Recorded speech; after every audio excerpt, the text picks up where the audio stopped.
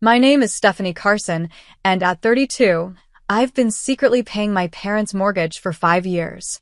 That is, until my mother screamed those words that still echo in my mind. "You're ungrateful. Get out and never come back." So I did exactly what she asked. My career in financial consulting afforded me the ability to help my family while maintaining my downtown apartment. I never expected gratitude, but I certainly didn't expect to be thrown out of the house I was paying for. Before I tell you how everything fell apart that Sunday afternoon, let me know where you're watching from, and don't forget to subscribe if you've ever had family take advantage of your kindness. I grew up in a modest three-bedroom house in a middle-class neighborhood in Riverside, a small suburb outside Boston. My parents, Carol and Michael Carson, did their best to provide for my younger brother Ryan and me, but money was always tight. Mom worked as a receptionist at a local dentist's office, while Dad jumped between sales jobs, never quite finding his footing in any industry. Despite our financial limitations, education was non-negotiable in our household.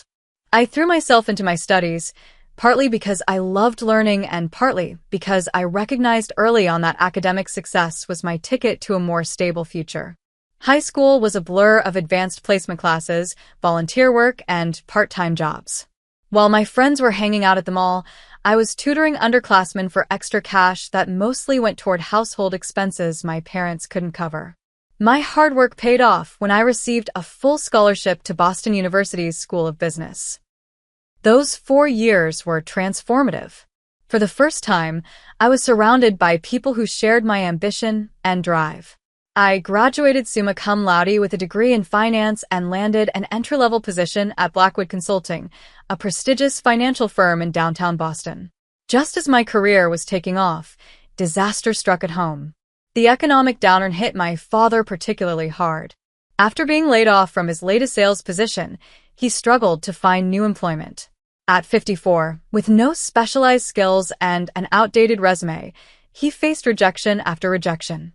Mom's income wasn't enough to cover their expenses, and they fell behind on mortgage payments. I'll never forget the phone call from my tearful mother 7 years ago. "We're going to lose the house, Stephanie," she sobbed. "The bank sent a final notice today."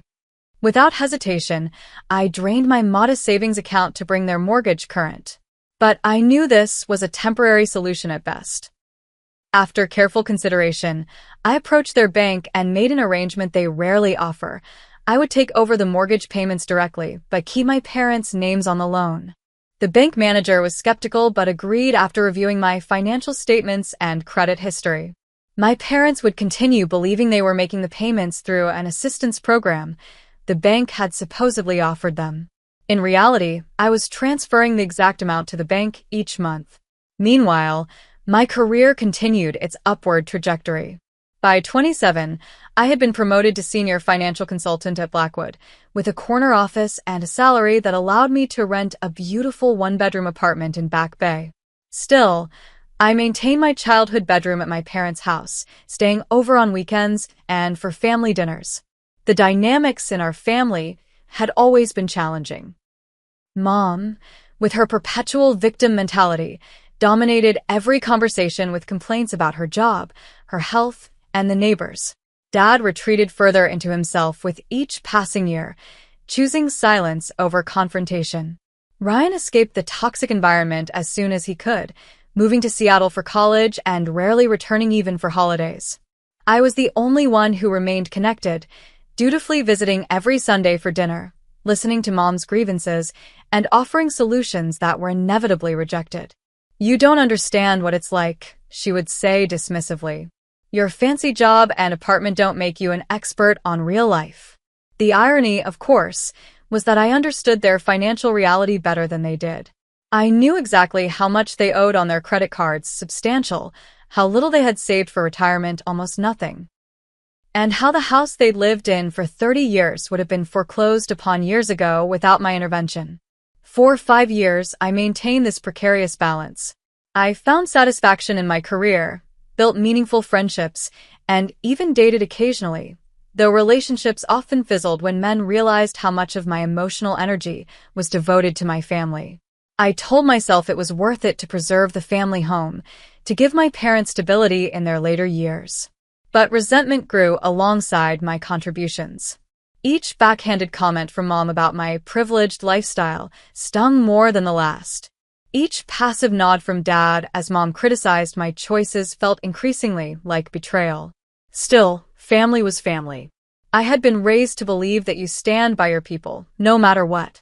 So I continued paying the mortgage, continued showing up for Sunday dinners, continued pretending that everything was fine. Until that Sunday 3 weeks ago, when everything changed. That particular Sunday began like any other. I arrived at my parents' house around 4 in the afternoon, grocery bags in hand. I always brought the ingredients for dinner, another unacknowledged contribution to the household. There she is, our big city girl, Mom called from the kitchen. I detected the familiar edge in her voice, the one that appeared whenever she referenced my life away from them. I was beginning to think you weren't coming. I told you I'd be here at 4, Mom, I said, setting the bags on the counter and kissing her cheek. It's exactly 4 now. Well, some of us have been up since dawn, she replied, taking the groceries and inspecting them with a critical eye. Must be nice to sleep in on weekends. I bit back a retort about having worked until midnight the night before, finishing a presentation for a major client. It wouldn't make a difference. In Mom's world, my work wasn't real work, not like hers. Dad sat in his recliner in the living room, eyes fixed on a baseball game. Hey, kiddo, he said without looking up. That was Dad, physically present, but emotionally distant. I'd long ago stopped expecting him to stand up for me when Mom's comments turned acidic. What made this Sunday different was the unexpected presence of my Aunt Patricia, Mom's younger sister. Aunt Patricia lived in New Hampshire and rarely visited. Unlike my mother, she had built a successful career in real estate and traveled extensively. Mom resented her sister's success almost as much as she resented mine. Stephanie, look at you, more beautiful every time I see you. Aunt Patricia embraced me warmly. Your mom's been telling me about your fancy job. Senior consultant already. Your parents must be bursting with pride. I caught Mom's grimace before she turned back to the stove. Dad remained focused on the television. Thanks, Aunt Patricia. It's good to see you, I said, helping her set the table. As we prepared dinner, Aunt Patricia chatted about her recent trip to Spain, her new condo, and her daughter's college graduation. Mom grew increasingly quiet, her movements becoming sharp and agitated. The tension in the room was palpable by the time we sat down to eat. Halfway through the meal, Aunt Patricia innocently brought up the topic that would detonate our family. Carol, I meant to ask, did you ever work things out with your mortgage? I remember you were worried about foreclosure a few years back. I froze, fork suspended midair. What are you talking about? Mom frowned. We had some trouble when Michael lost his job, but the bank worked with us. We're fine now. Aunt Patricia looked confused. Oh, I thought. She glanced at me, suddenly uncertain. Stephanie mentioned helping you out with that when we had lunch last year. The silence that followed was deafening. I could feel the blood draining from my face as Mom's eyes narrowed, darting between her sister and me. Stephanie did what? Mom's voice was dangerously quiet. Aunt Patricia, realizing her mistake, backpedaled.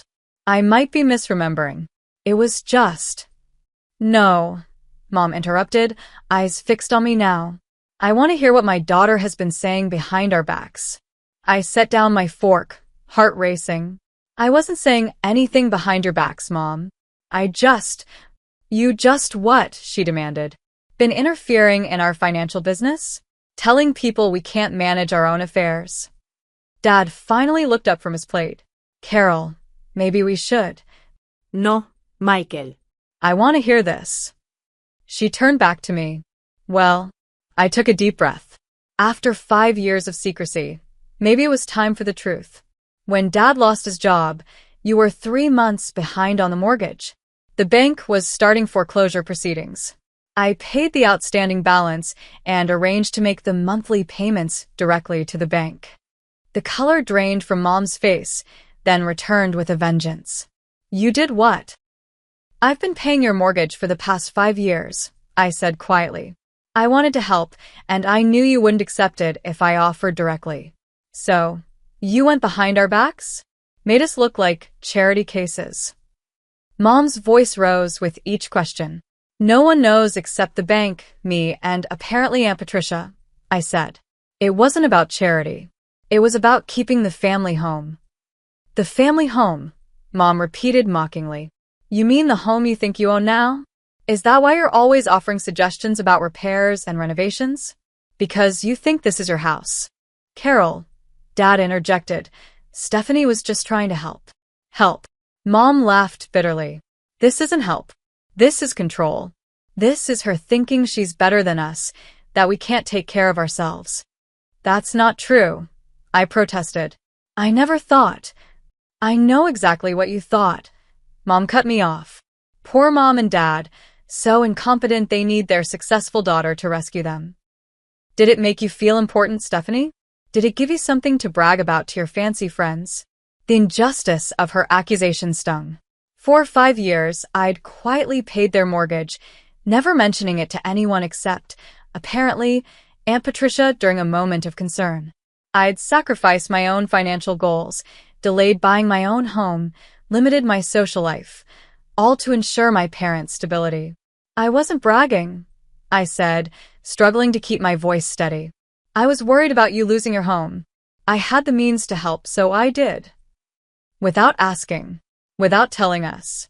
Mom's voice grew louder, making decisions about our lives like we're children. I tried to talk to you about your finances before, I reminded her. Every time I brought it up, you shut me down, said it wasn't my business. It wasn't. It still isn't. Mom stood now, hands planted on the table. We're adults, Stephanie. We don't need our child managing our lives. Dad remained silent, staring at his plate. Aunt Patricia looked like she wanted to disappear. Apparently you did need help, I said, my own anger finally surfacing. The bank was weeks away from taking this house. Everything you've worked for would have been gone. So that gives you the right to go behind our backs? To lie to us for years. Mom's face contorted with rage. Who do you think you are? I'm your daughter, I said, standing to face her. I'm the one who's been keeping a roof over your head while you criticize my life choices and dismiss my career as some sort of glorified hobby. The words hung in the air between us, years of unspoken resentment finally finding voice. Mom's face transformed from red to purple, her hands trembling as she pointed at me across the dinner table. You're ungrateful. Get out and never come back. The room fell silent. Even the background noise of the baseball game seemed to fade away. I stood frozen, the words hitting me like physical blows. Despite the tension that had always existed between us, despite the criticism and passive aggression, she had never explicitly kicked me out before. Carol, Dad began weakly, but Mom wasn't finished. All these years, we've supported you, encouraged you, given you everything, and this is how you repay us? By going behind our backs? By making us look like charity cases? Her voice rose with each accusation. You think your business degree and downtown apartment make you better than us? You think that gives you the right to control our lives? I wasn't trying to control anything, I said, my voice barely above a whisper. I was trying to help. Help. Mom laughed, a harsh, brittle sound. No, Stephanie. This wasn't help. This was you playing savior. This was you needing to feel superior. That's not fair, I protested, tears welling in my eyes. Fair? You want to talk about fair? Mom's voice grew even louder. Is it fair that you've been lying to us for years? Is it fair that you've been discussing our private business with Patricia? She gestured wildly toward my aunt, who seemed to shrink in her chair. I didn't mean. Aunt Patricia started, but Mom cut her off with a raised hand. And you, she turned back to me, with your perfect little life and your perfect little career. Never married, barely dating. Spending your weekends with your parents because you have nothing better to do. Using our financial problems to make yourself feel important.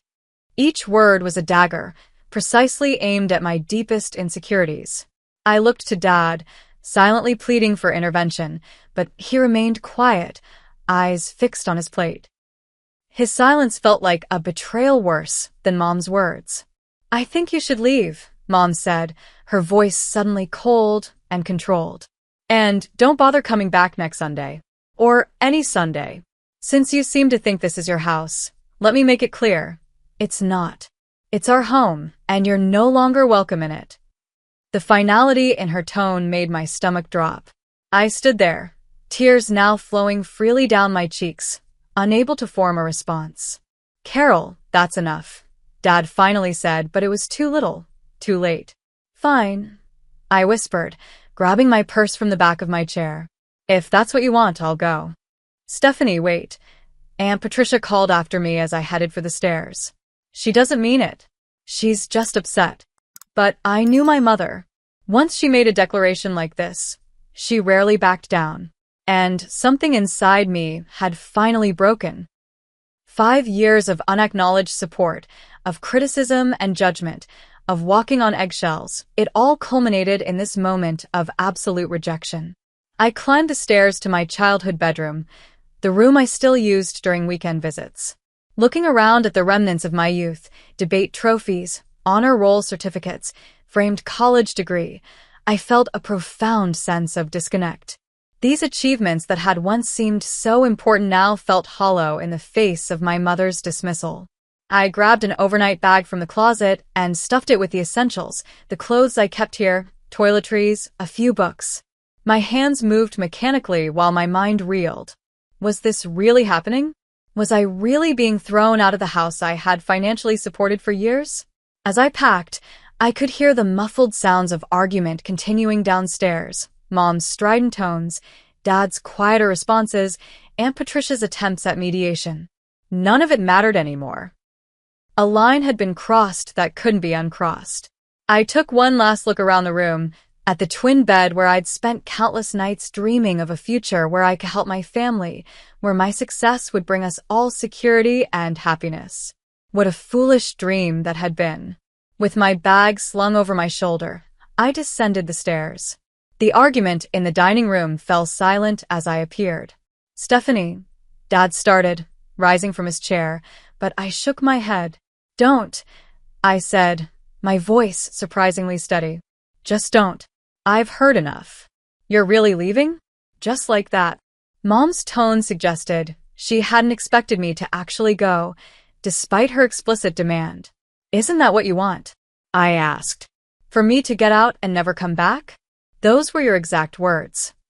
Mom crossed her arms, a gesture of defiance I'd seen countless times throughout my childhood. If you walk out that door, don't expect things to go back to normal the next time you decide to grace us with your presence. I looked at her, really looked at her, perhaps for the first time seeing her not as my mother but as a person flawed, insecure, and ultimately unable to accept help without perceiving it as criticism. Goodbye, Mom, I said simply. Dad. Aunt Patricia, I'm sorry about dinner. I walked out the front door without looking back, the sound of it closing behind me strangely final. In my car, I sat for several minutes, hands gripping the steering wheel, tears blurring my vision. The house I'd preserved for my family now stood as a monument to misplaced loyalty and unappreciated sacrifice. The drive back to my apartment passed in a haze of disbelief and pain. Traffic lights changed, other cars moved around me, but I barely registered any of it. By the time I pulled into my building's parking garage, my shock had begun to give way to a different emotion. Resolve. In my apartment, I dropped my bag in the entryway and went straight to my home office. Opening my laptop, I navigated to my bank's website and found the automatic transfer I'd set up 5 years ago, $1,875 on the first of every month to my parents' mortgage company. My finger hovered over the Cancel Recurring Payment button. Was I really going to do this? After 5 years of ensuring my parents' housing security, could I really just stop? Get out and never come back. Mom's words echoed in my mind. I clicked the button. A confirmation window appeared. Are you sure you want to cancel this recurring payment? I clicked yes. Just like that, it was done. After 5 years and over $110,000 in payments, I had severed the financial tie that bound me to my parents' home. The relief I expected didn't come. Instead, a profound emptiness settled in my chest as I closed the laptop. That night, I removed myself from the family group chat, unfriended both parents on social media, and turned off my phone. Whatever came next, I needed space to process the seismic shift in my family dynamic. As I finally fell into a restless sleep, one thought provided a small measure of comfort. For the first time in my adult life, I was completely untethered from my parents' financial problems. Whatever happened to them now was not my responsibility. The freedom felt both terrifying and exhilarating. The first week after the confrontation passed in a blur of emotional extremes. During the day, I threw myself into work with an intensity that surprised even my most ambitious colleagues. Nights were different. Alone in my apartment, doubts crept in. Had I overreacted? Should I have tried harder to explain? Was cutting off the mortgage payments too drastic? My phone remained off for the first 3 days. When I finally powered it back on, there were no messages from either parent. The silence hurt more than I expected. Despite everything, some childish part of me had hoped they would reach out, apologize, acknowledge their mistake.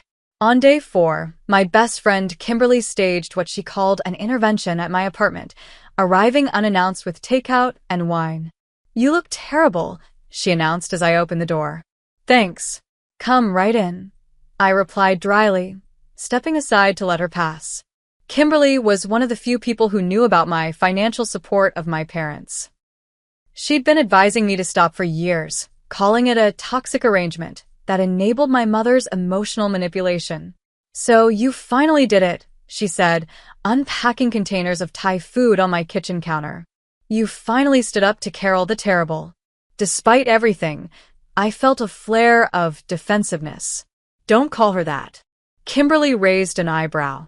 "The woman kicks you out of the house you've been paying for, and you're still defending her?" "She's still my mother," I said quietly. "And that's exactly the problem." Kimberly handed me a glass of wine. "Your mother knows exactly how to push your buttons because she installed them. You need perspective, Steph. What would you tell a client who was in your situation?" She had a point. As a financial consultant, I'd advised numerous clients to disentangle their finances from family members who took advantage. Why had I been unable to follow my own professional advice? That night, after Kimberly left, I did something I'd been avoiding. I called my brother Ryan in Seattle. "About time," he said when I told him what had happened. "I've been telling you for years that they're emotional vampires, especially Mom."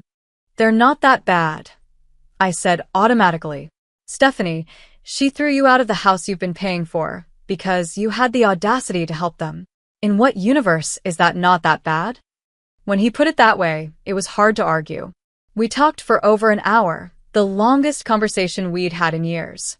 Ryan had distanced himself from our parents long ago, limiting contact to brief calls on holidays and birthdays. He'd recognized the toxicity of our family dynamic and chosen self-preservation. I'd chosen sacrifice. Now we were comparing notes on how those choices had shaped our lives. "You should come visit," he suggested before we hung up. "Seattle's beautiful in the summer. Get some distance, clear your head." I promised to think about it, feeling lighter after our conversation. Ryan understood in a way no one else could. He'd grown up in the same household, with the same dynamics. His validation meant more than I expected. The 2-week mark arrived, the day when the first mortgage payment would have been due since I canceled the automatic transfer. I found myself checking my phone more frequently, half expecting frantic calls from my parents. Nothing came. On day 16, the first text from Dad appeared.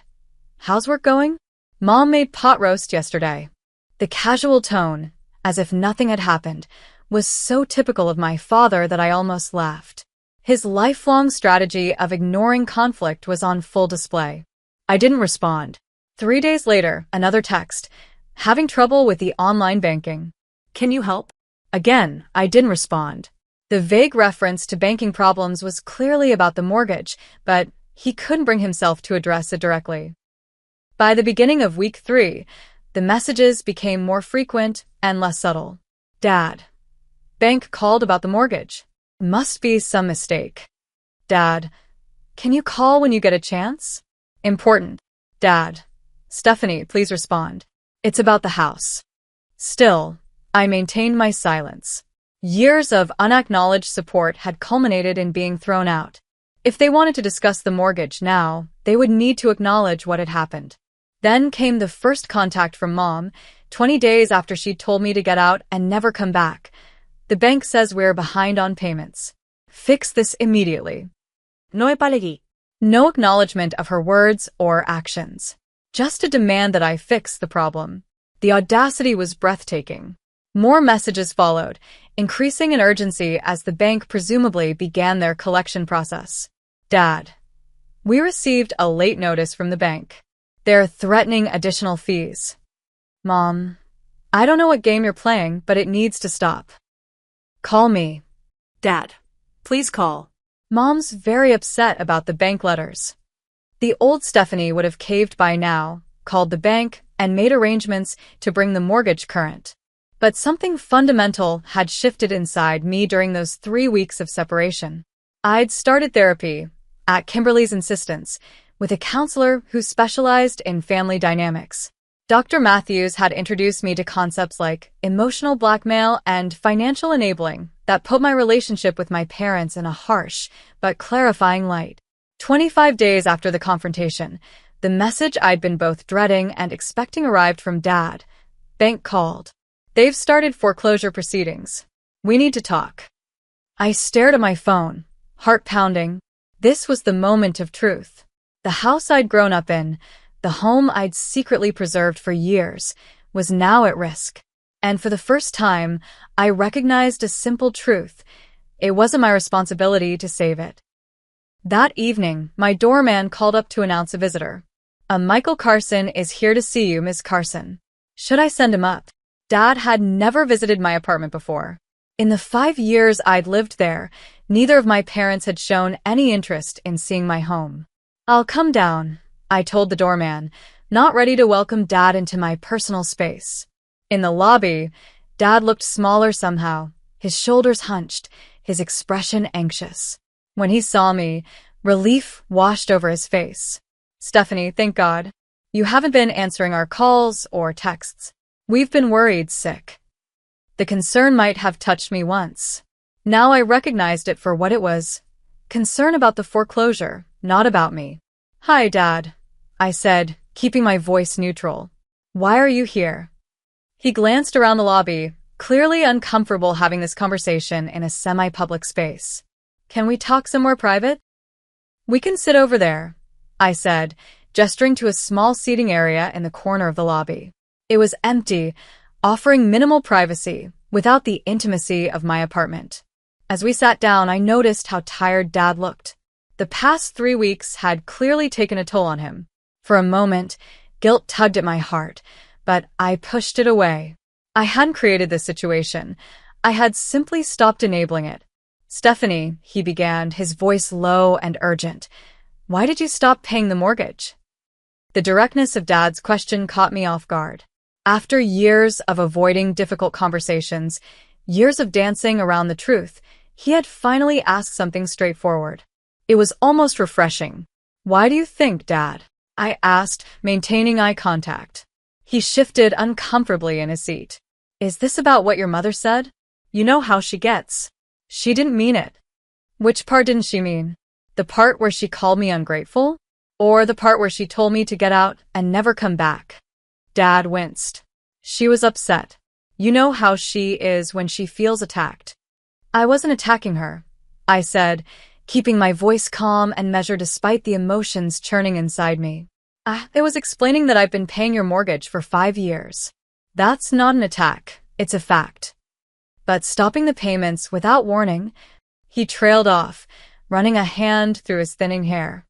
The bank says they're starting foreclosure proceedings. We can't afford the payments on our own, Stephanie. You know that. And there it was, the admission I'd been waiting for. They had known all along that they couldn't afford their house. They had been relying on my secret support, even while criticizing my life choices and dismissing my achievements. I'm aware, I said. I've been aware for 5 years. That's why I started making the payments in the first place. Then why stop now? There was genuine confusion in his voice, as if he couldn't comprehend why his daughter would suddenly refuse to continue supporting them after being thrown out of their house. "Mom told me to get out and never come back," I said simply. "I'm respecting her wishes." "She didn't mean—" "Yes, she did," I interrupted, suddenly tired of excuses. In that moment, she absolutely meant it. And not once in the 3 weeks since has she called to apologize or even acknowledge what happened. Not once has she thanked me for the 5 years of support I've provided.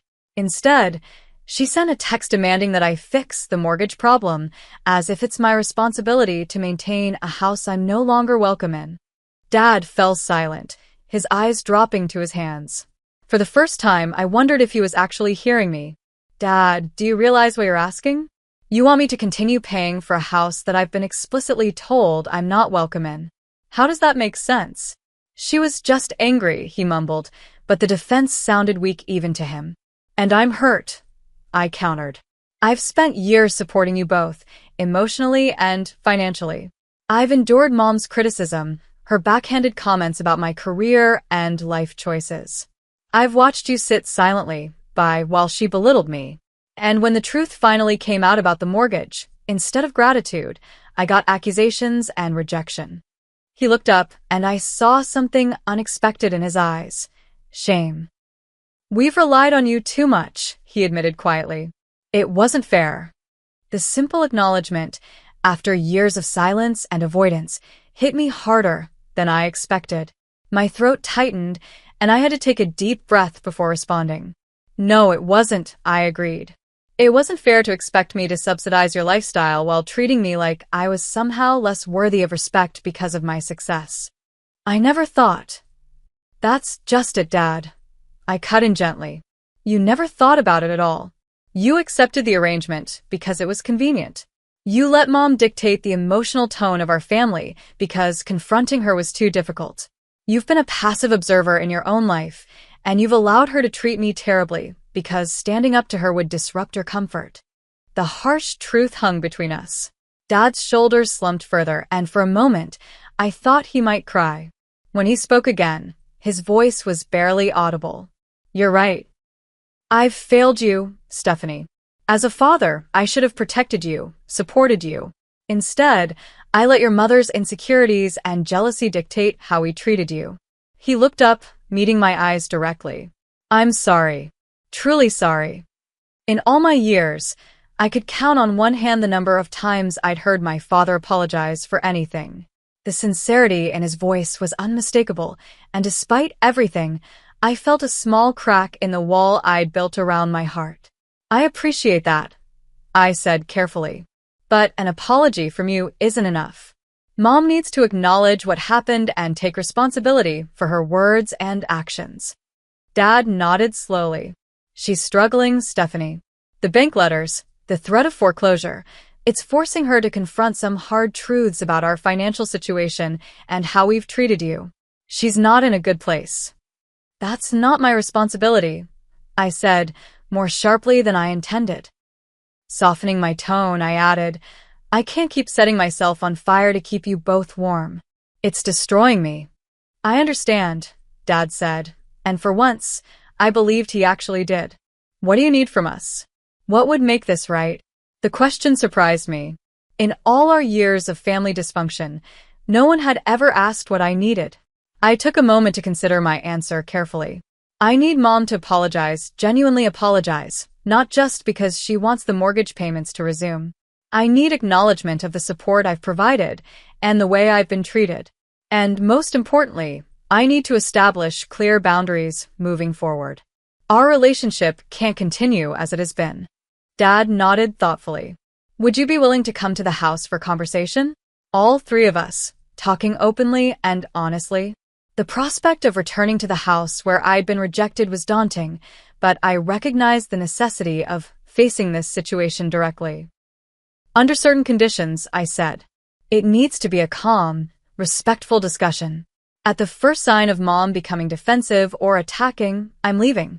And I want it clear that I'm not committing to resuming the mortgage payments. That will depend entirely on how the conversation goes." "That's fair," Dad agreed, a hint of relief in his voice. "When would you be willing to meet?" We settled on the following Sunday, exactly 4 weeks after the confrontation that had shattered our family dynamic. As Dad rose to leave, he hesitated, then stepped forward and embraced me awkwardly. It was the first time he had initiated physical affection in years. "I'm proud of you, Stephanie," he whispered. "I should have told you that a long time ago." After he left, I remained in the lobby seating area, processing what had just happened. The conversation had gone nothing like I expected. Instead of manipulation and guilt-tripping, Dad had actually listened. He had acknowledged his role in our dysfunctional family system. It wasn't everything, but it was a start.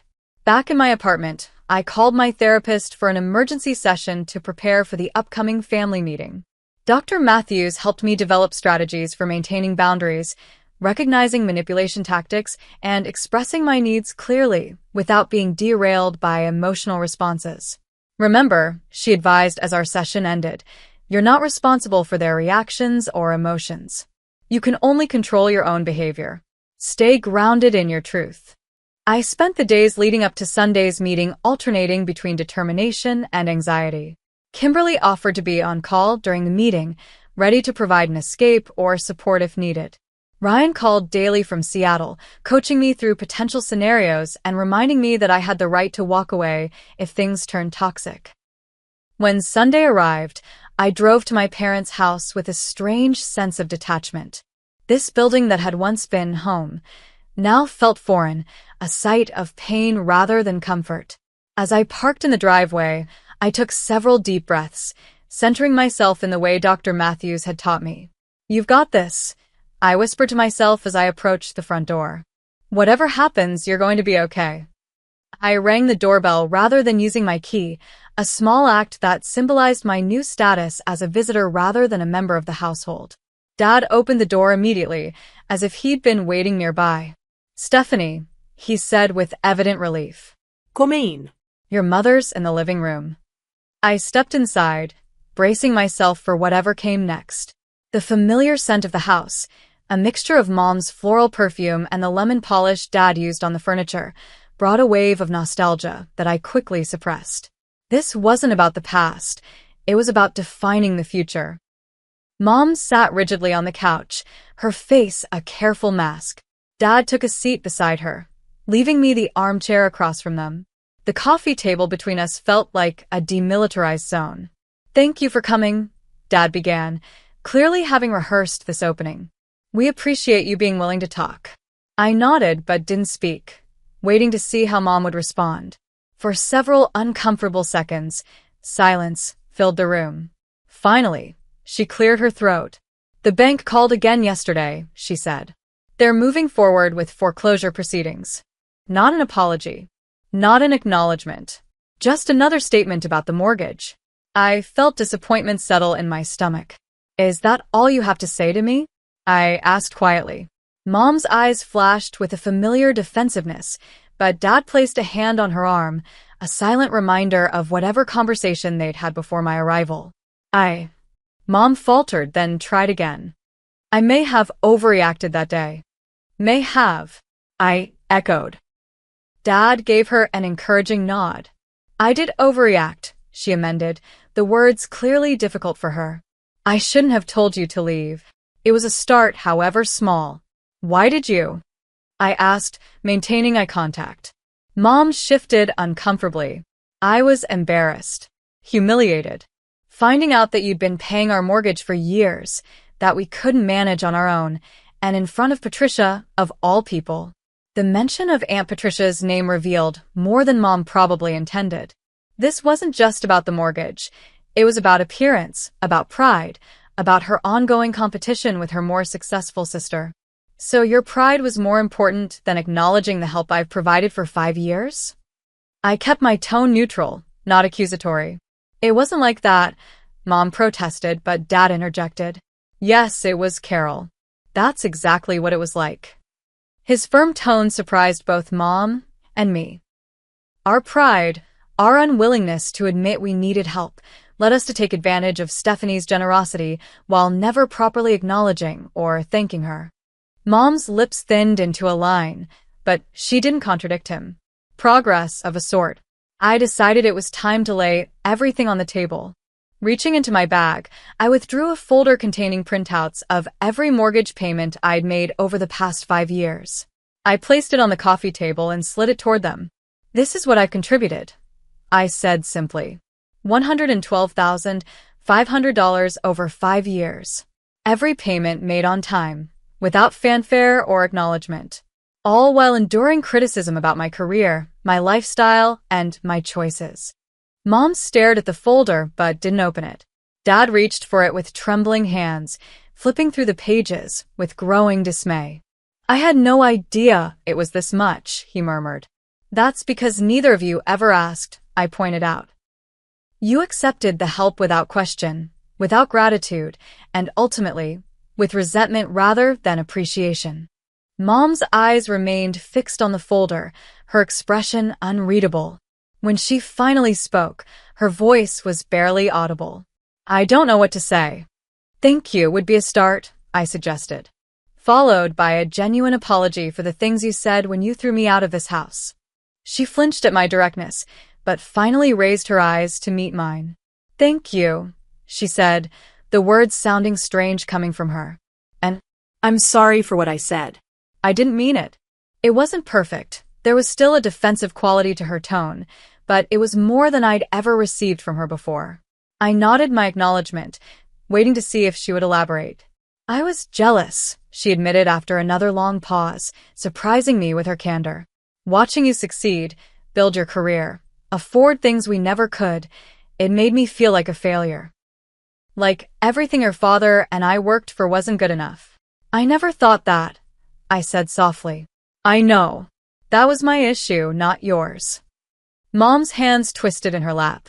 "And then finding out you'd been paying the mortgage, it felt like charity, like pity. It was easier to be angry than grateful." The raw honesty of her words struck me. This was the most genuine conversation we'd ever had about our relationship. "Where do we go from here?" Dad asked, looking between Mom and me. I took a deep breath. This was the moment to establish the new terms of our relationship, to set the boundaries I'd needed for years. "First, we need to be clear about the house," I said. "I'm not resuming the mortgage payments." Mom's face fell, but she nodded stiffly. "Instead," I continued, "I'm willing to help you develop a plan for financial independence. That might mean downsizing to a home you can actually afford, creating a realistic budget, or exploring other options for your retirement years. But whatever happens, it needs to be sustainable without my ongoing financial support." Dad nodded thoughtfully. "That's more than fair." "Second, our relationship needs to change," I said firmly. "No more criticism of my career or lifestyle. No more passive-aggressive comments. No more expectations that I'll drop everything when you need something. I'm your daughter, not your personal bank or emotional punching bag." Mom flinched at my words, but didn't argue. "And finally," I concluded, "I need time and space to heal. This breach of trust being thrown out of the family home, it's going to take time for me to process and move past it. I'm not cutting you off, but I am establishing boundaries. Sunday dinners will be occasional, not weekly. Phone calls will be when I have the emotional energy, not on demand. And any further financial support will be discussed openly and acknowledged appropriately." A heavy silence fell as my parents absorbed these conditions. Part of me expected resistance, particularly from Mom. Instead, she surprised me again. "You've become quite the strong woman," she said, a strange note of wonder in her voice. "I don't know that I would have had the courage to do what you're doing." Coming from my mother, this was as close to approval as I'd ever received. "We'll respect your boundaries," Dad promised. "And we'll work with you on the financial plan. It's past time we took responsibility for our own situation." As I drove away from the house an hour later, having discussed initial steps for their financial planning, I felt lighter than I had in years. The road ahead wouldn't be easy. Decades of dysfunctional patterns couldn't be erased in a single conversation, but for the first time, I saw the possibility of a healthier relationship with my parents. And more importantly, I had finally found my voice and the courage to use it. The weeks following our family meeting marked the beginning of a tentative new chapter in our relationship. True to my word, I helped my parents explore their financial options without resuming the mortgage payments. The process was revealing and occasionally painful for all of us. What do you mean we need to sell the house? Mom asked during our first financial planning session at their kitchen table. This is our home. We've lived here for 30 years. The numbers don't lie, I explained gently, pointing to the spreadsheet I'd created. Your combined income simply isn't enough to cover the mortgage, property taxes, and maintenance costs, let alone your other expenses and saving for retirement. Dad, to his credit, had been studying the figures intently. She's right, Carol. We're underwater here. We have been for years. Mom's lips pressed into a thin line, but she didn't argue further. The bank's foreclosure notices, arriving with increasing frequency, provided a sobering reality check that even she couldn't ignore. I helped them research smaller homes and condos in more affordable neighborhoods. Initially, Mom resisted every option I presented. Too small. Bad school district. Despite the fact that no children lived in their home. I don't like the kitchen layout. Dad, surprisingly, became the voice of reason. Carol, we need to be realistic. We can't afford to be picky. His newfound assertiveness surprised both Mom and me. It was as if our confrontation had awakened something in him, a willingness to engage rather than retreat, to face problems head-on rather than avoiding them. 3 weeks into our house hunting, we found a 2-bedroom condo in a pleasant community about 20 minutes from their current neighborhood. The price was within their budget, especially after selling their current home, and the reduced space meant lower utility bills and maintenance costs. I could see us here, Dad said as we toured the unit. It's bright, modern, and the association takes care of the exterior maintenance. Mom wandered through the rooms, her expression unreadable. Finally, she stopped in the living room, looking out through sliding glass doors to a small patio. It's not our house, she said quietly. No, I agreed, it's not. But it could be your home, one that you can actually afford on your own. She turned to me, and I was startled to see tears in her eyes. I'm sorry, Stephanie, for everything. For taking your help for granted. For not appreciating what you were doing for us. For the things I said. The apology, unexpected and seemingly sincere, caught me off guard. Mom had never been one to admit fault or express remorse. I approached her cautiously and, after a moment's hesitation, took her hand. Thank you for saying that, I said. It means a lot. She nodded, quickly wiping away her tears. This place will do, she announced, her practical tone returning. If your father likes it, we'll make an offer. That evening, we sat together at their kitchen table, soon to be their former kitchen table, and I helped them compose an offer letter for the condo.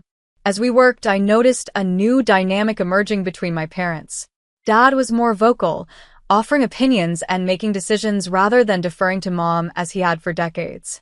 Mom, surprisingly, was listening to him, actually considering his input, rather than dismissively overruling him.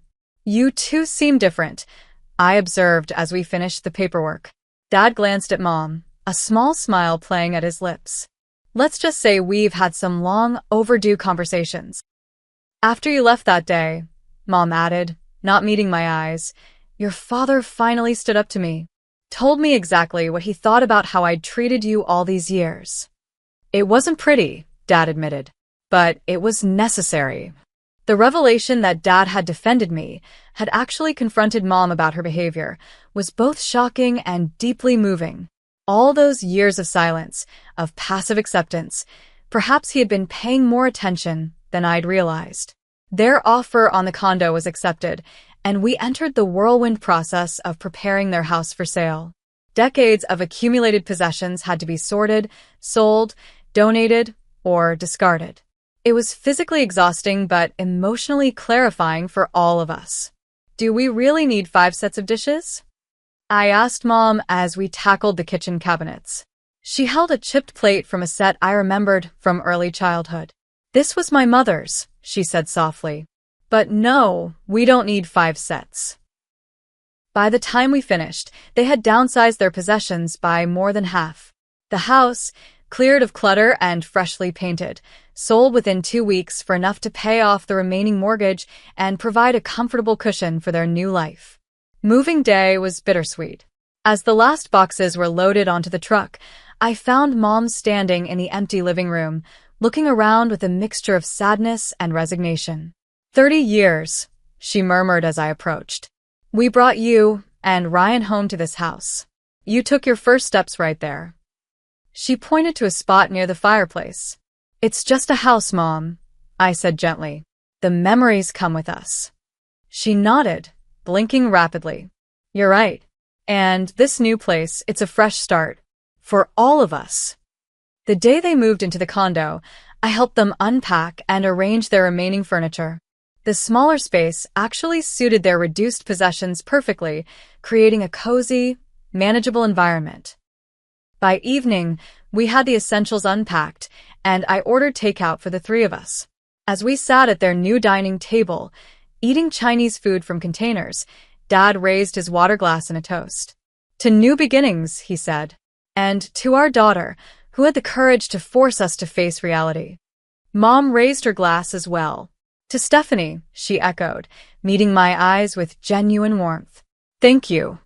It wasn't a perfect resolution. Decades of dysfunctional patterns couldn't be erased in a few weeks, but it was a start. A foundation for a healthier relationship built on honesty, respect, and appropriate boundaries. As I prepared to leave that evening, Mom hesitated, then hugged me. Not the perfunctory embrace she'd offered in the past, but a real hug, tight and lingering. We're going to be okay, she whispered. All of us. For the first time in years, I believed her. 6 months have passed since that tumultuous Sunday dinner that changed everything. Looking back, it's hard to believe how much has shifted in such a relatively short time. The journey hasn't been easy or linear, but the transformation in my relationship with my parents has been profound.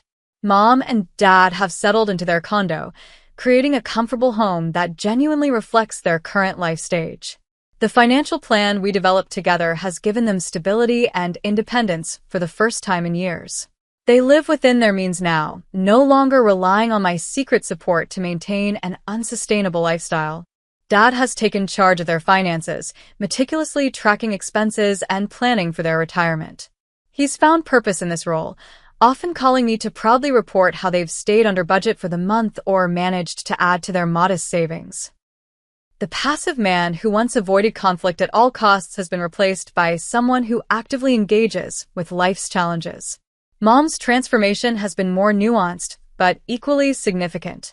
She still struggles with expressing gratitude or admitting fault, but she's making visible efforts to change patterns established over a lifetime. The criticism and backhanded comments that once characterized our interactions have largely disappeared.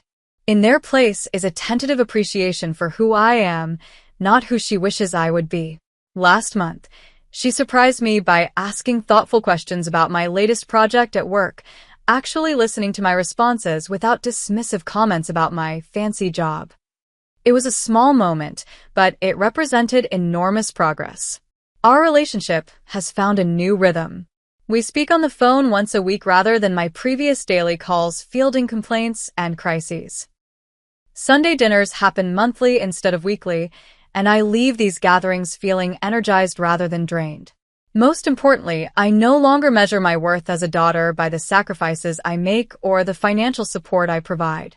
My relationship with Ryan has deepened as well. I took his advice and visited Seattle for a week in the summer. Away from the familiar pressures of Boston, we reconnected as adults, sharing our parallel journeys of establishing boundaries with our parents. He's even made plans to visit our parents' new condo next month, his first trip home in nearly 3 years. They seem different from your descriptions, he admitted during our last phone call. Less toxic. Maybe even normal? I laughed at that. I wouldn't go that far. But they're trying, and that counts for something. Professionally, I've continued to thrive. Without the constant drain of family drama and financial obligation, I've had more emotional and mental energy to invest in my career. Last month, I was promoted to executive consultant with a significant salary increase and additional leadership responsibilities. When I shared the news with my parents, Both offered genuine congratulations without qualifications or jealousy. My personal life has blossomed too. For years, romantic relationships took a backseat to family obligations and career demands. The emotional energy required to manage my parents left little capacity for building meaningful connections. Now, I'm 3 months into a promising relationship with James, a lawyer I met through a friend's dinner party.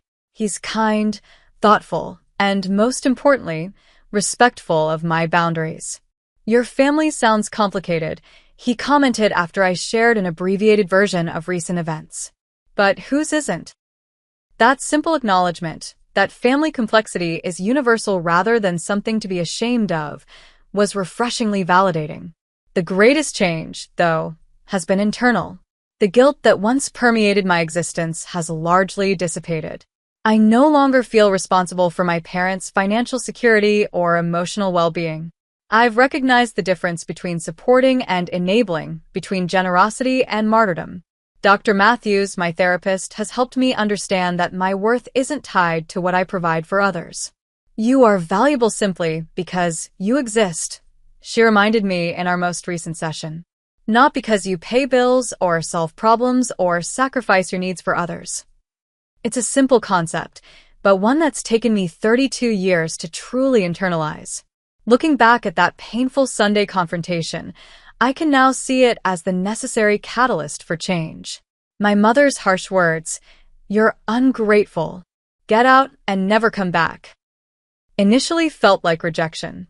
In reality, they forced a long overdue reckoning with unhealthy family dynamics that had persisted for decades. Sometimes, relationships need to break before they can be rebuilt on healthier foundations. The mortgage payments I secretly made for years enabled a dysfunctional system to continue.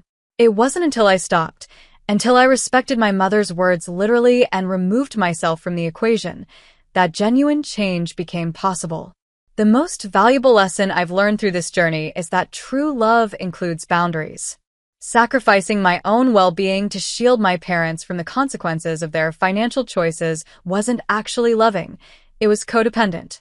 Real love means wanting the best for others while also honoring your own needs and limitations.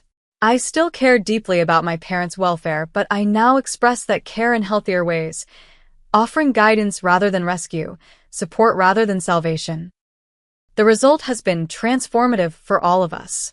They've developed resilience and self-sufficiency they never knew they possessed, while I've discovered freedom from the crushing weight of inappropriate responsibility. If you're watching this and recognizing patterns from your own life, the constant sacrifices, the unacknowledged support, the emotional manipulation, please know that change is possible. Setting boundaries isn't selfish.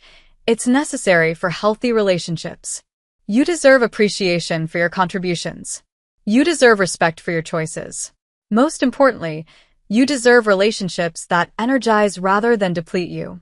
Have you ever had to set difficult boundaries with family members? How did it change your relationship? Share your experiences in the comments below. Your story might help someone else facing similar challenges. If this resonated with you, please hit the like button and subscribe for more content about navigating complex family dynamics. And if you know someone who might benefit from hearing this journey, share this video with them. Thank you for listening to my story. Remember that your worth isn't measured by what you give or what you endure. Sometimes, the most loving thing you can do, both for yourself and for others, is to step back and allow natural consequences to unfold.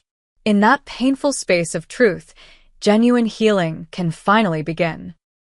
I'm Alexandra Morgan, 32, standing in my ivory wedding gown at what should be the happiest moment of my life. The Grand Plaza Ballroom sparkles with crystal chandeliers as my father Ryan approaches the microphone. My stomach knots instantly.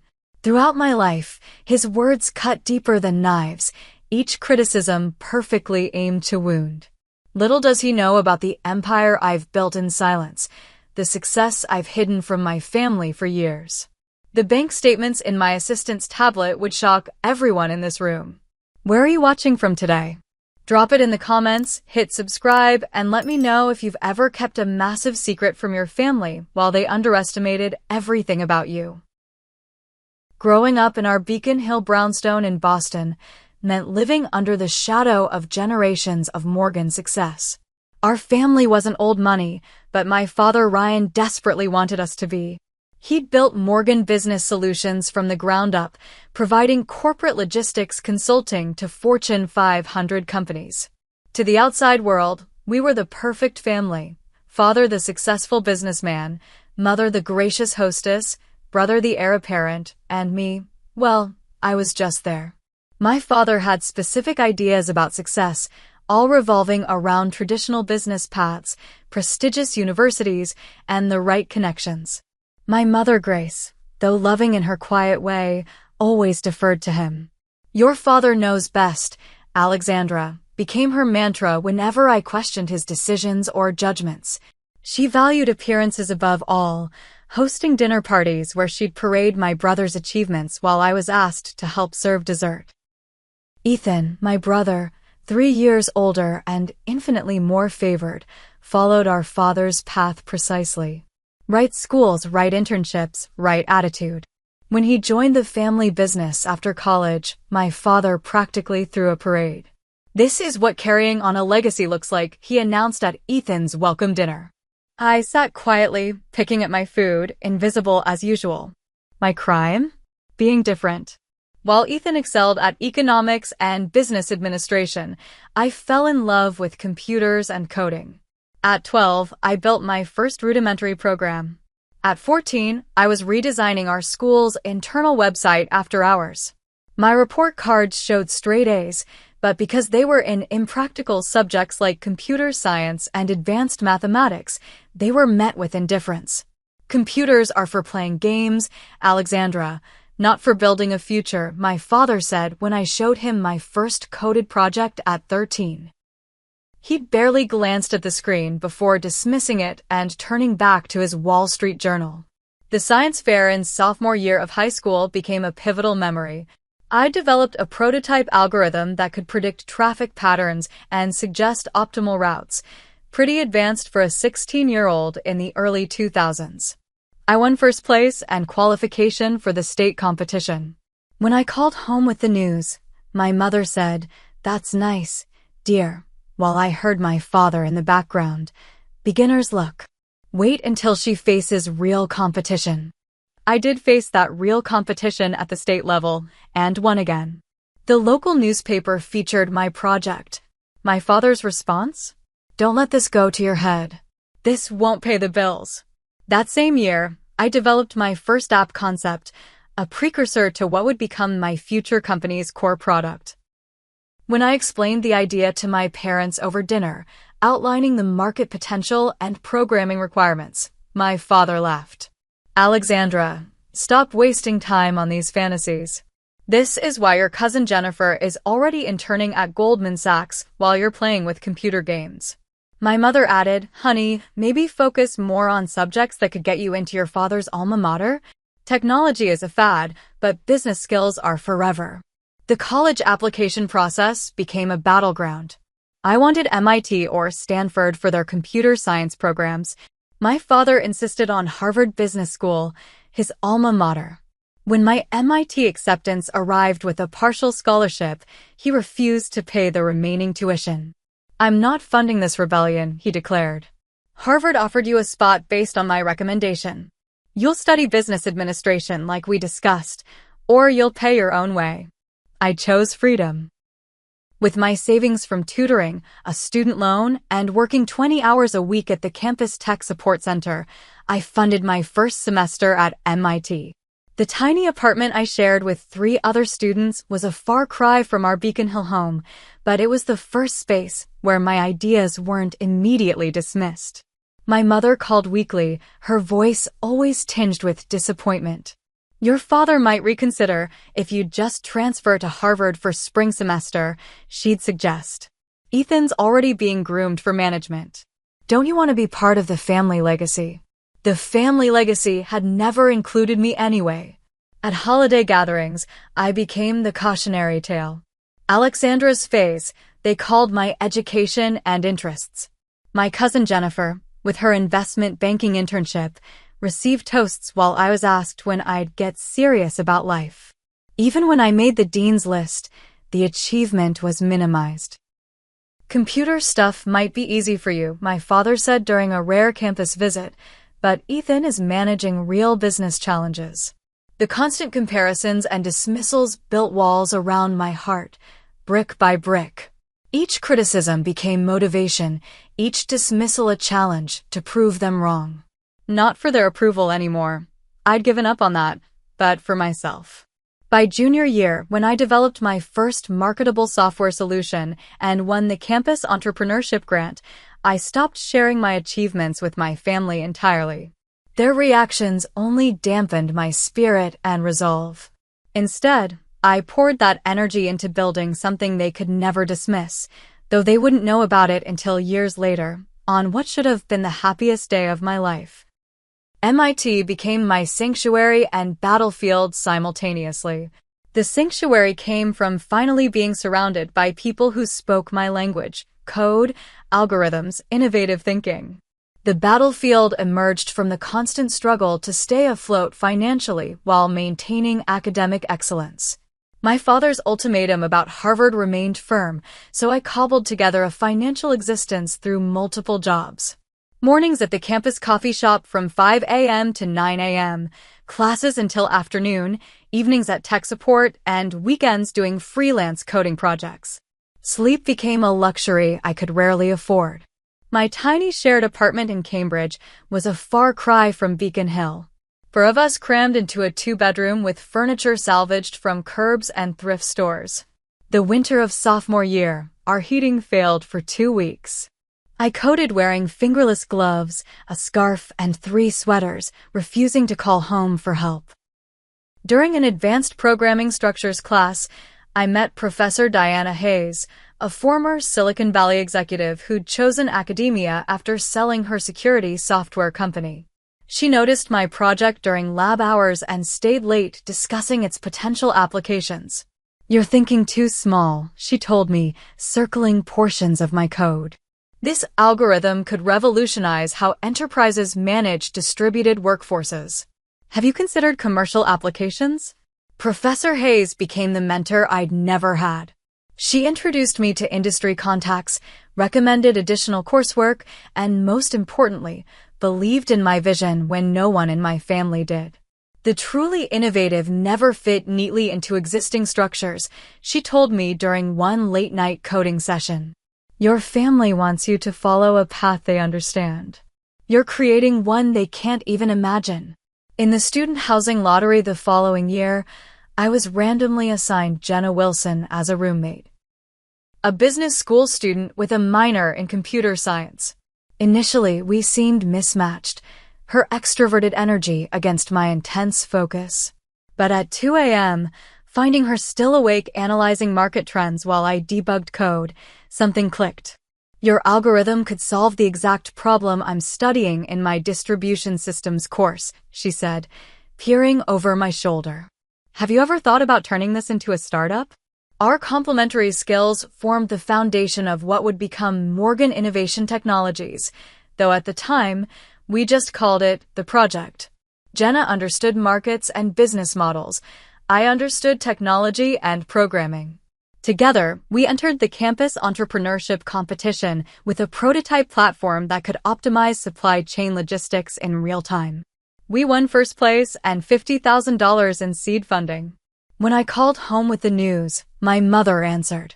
"That's nice, dear," she said distractedly. "Did you hear Ethan just closed Morgan Business Solutions' biggest account yet? Your father's taking the whole family to Bermuda to celebrate. Well, except you, since you're busy with your school projects." That seed funding allowed us to rent a tiny office space, really just a converted storage room in an old factory building. We lived on ramen, coffee, and determination. Our first real product took 8 months to develop, during which I averaged 4 hours of sleep per night. Our initial failure hit hard. After launching the platform, we secured only 2 small clients, nowhere near enough to sustain operations. One night, after losing a potential major client, I broke down in our empty office, questioning everything. "Maybe they're right," I sobbed to Jenna. Maybe I'm wasting my time on fantasies while Ethan's building something real. Stop it, Jenna said firmly. Your family doesn't understand what you're building because they're still living in the last century of business. You're creating for the next century. We pivoted our product, focusing more narrowly on predictive analytics for inventory management. The revised platform attracted interest from several mid-sized manufacturing companies, giving us enough revenue to survive another year. During this struggle, Ethan occasionally reached out. Unlike our parents, he showed genuine curiosity about my work, though he couldn't fully grasp its potential. During one of his Boston visits, he stopped by our shabby office. Dad thinks you'll come crawling back when this fails, he said bluntly, examining our whiteboard full of code snippets. But I told him not to underestimate you. You were always the smartest one in the family. His support, however limited by his loyalty to our father, meant something. Still, when he suggested I create a nice app that Morgan Business Solutions could market as an add-on product, I realized even Ethan couldn't see the full scope of my ambition.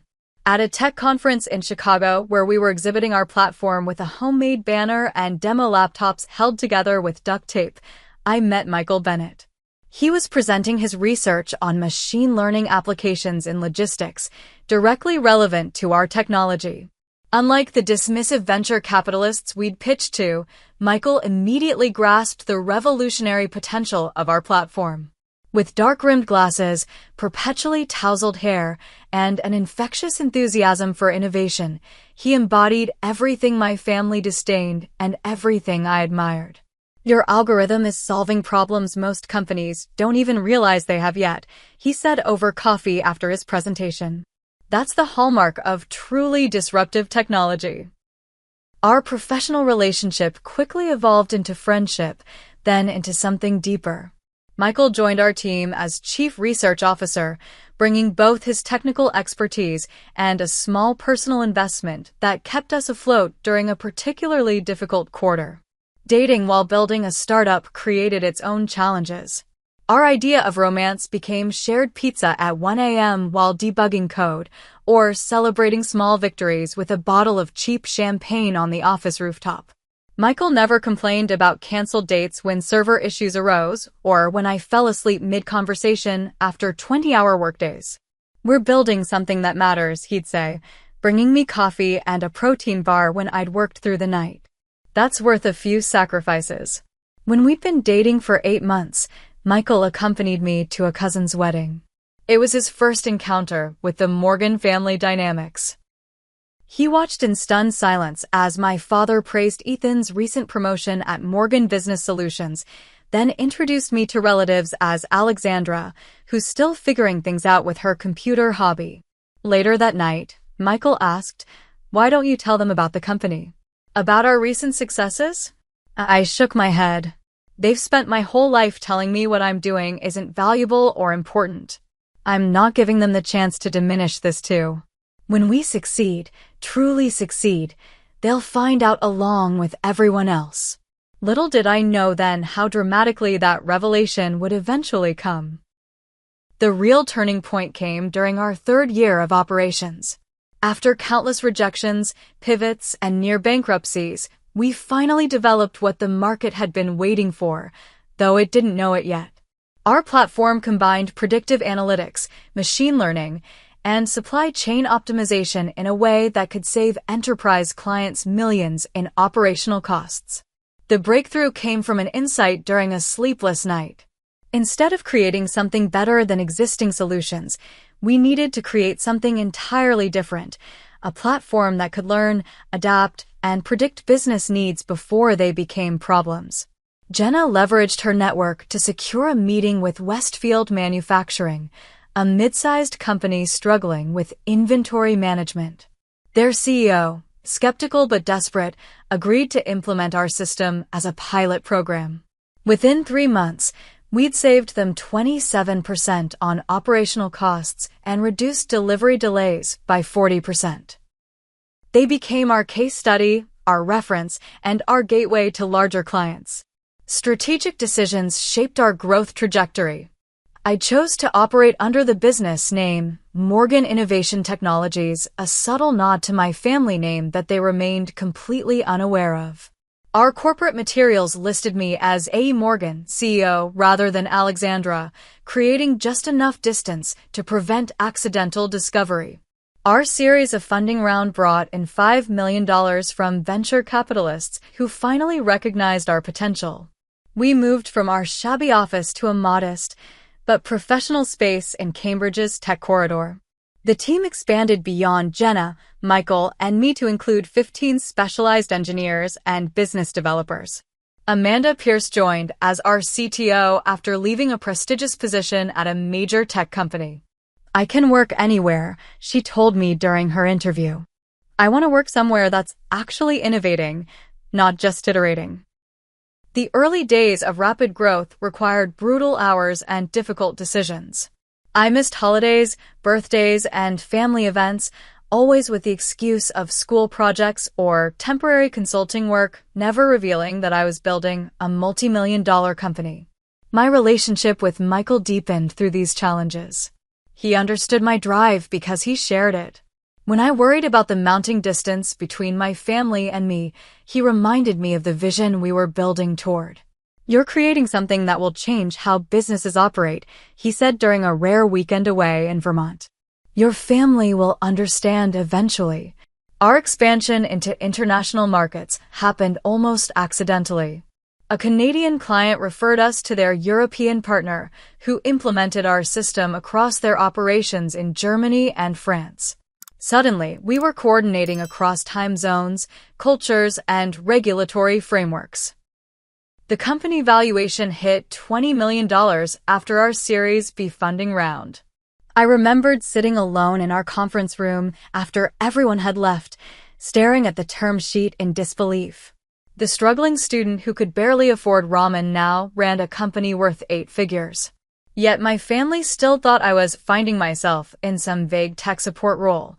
At Thanksgiving that year, my father asked if I'd finally consider coming to work for Morgan Business Solutions in a real position. I declined politely, hiding the irony that my company now serviced clients twice the size of his. Our first acquisition came the following year, a small analytics firm with technology complementary to ours. Integrating their team and technology taught me about leadership in ways business school never could have. Each challenge, from cultural alignment to technical integration, strengthened our foundation. As our client list grew to include Fortune 500 companies, maintaining my anonymity became increasingly difficult. I declined speaking engagements and industry recognition, sending Amanda or Michael in my place. Press releases used my initials rather than my full name, and I avoided industry photographs. Then came the news that changed everything. Through industry connections, I learned that Morgan Business Solutions was struggling financially. My father had rejected modernization, clinging to outdated business models while competitors embraced digital transformation. The company faced potential bankruptcy within 18 months. The information presented both a moral dilemma and a strategic opportunity. I could watch my father's company fail, validating all my choices but hurting my family, or I could step in anonymously. After long discussions with Michael, Jenna, and our executive team, I created a shell company called Phoenix Acquisitions to purchase Morgan Business Solutions. The negotiations happened through intermediaries, with my father never knowing the true buyer's identity. The purchase completed 2 months before my wedding date. Morgan Business Solutions became a wholly owned subsidiary of Morgan Innovation Technologies, though the paperwork was structured to conceal this fact temporarily. Meanwhile, our company's valuation surpassed $100 million after a major contract with a global shipping conglomerate. My personal net worth, between company equity and careful investments, reached 8 figures. Yet I still lived in a modest Cambridge apartment with Michael, drove a practical car, and avoided flashy displays of wealth that might raise questions. The decision to finally reveal my success wasn't made lightly. Michael and I discussed it for months, weighing the impact on my family relationships against the personal cost of continued secrecy. Living authentically means eventually letting people see who you really are, Michael said as we finalized wedding plans. But it has to be on your terms when you're ready. I prepared the revelation materials carefully, company documents, acquisition papers, bank statements, but hoped I wouldn't need them. Perhaps, I thought naively, my wedding day would bring out the best in my family, not the worst. How wrong I was. Michael proposed on a random Tuesday evening in our apartment, surrounded by takeout containers and laptop screens showing code.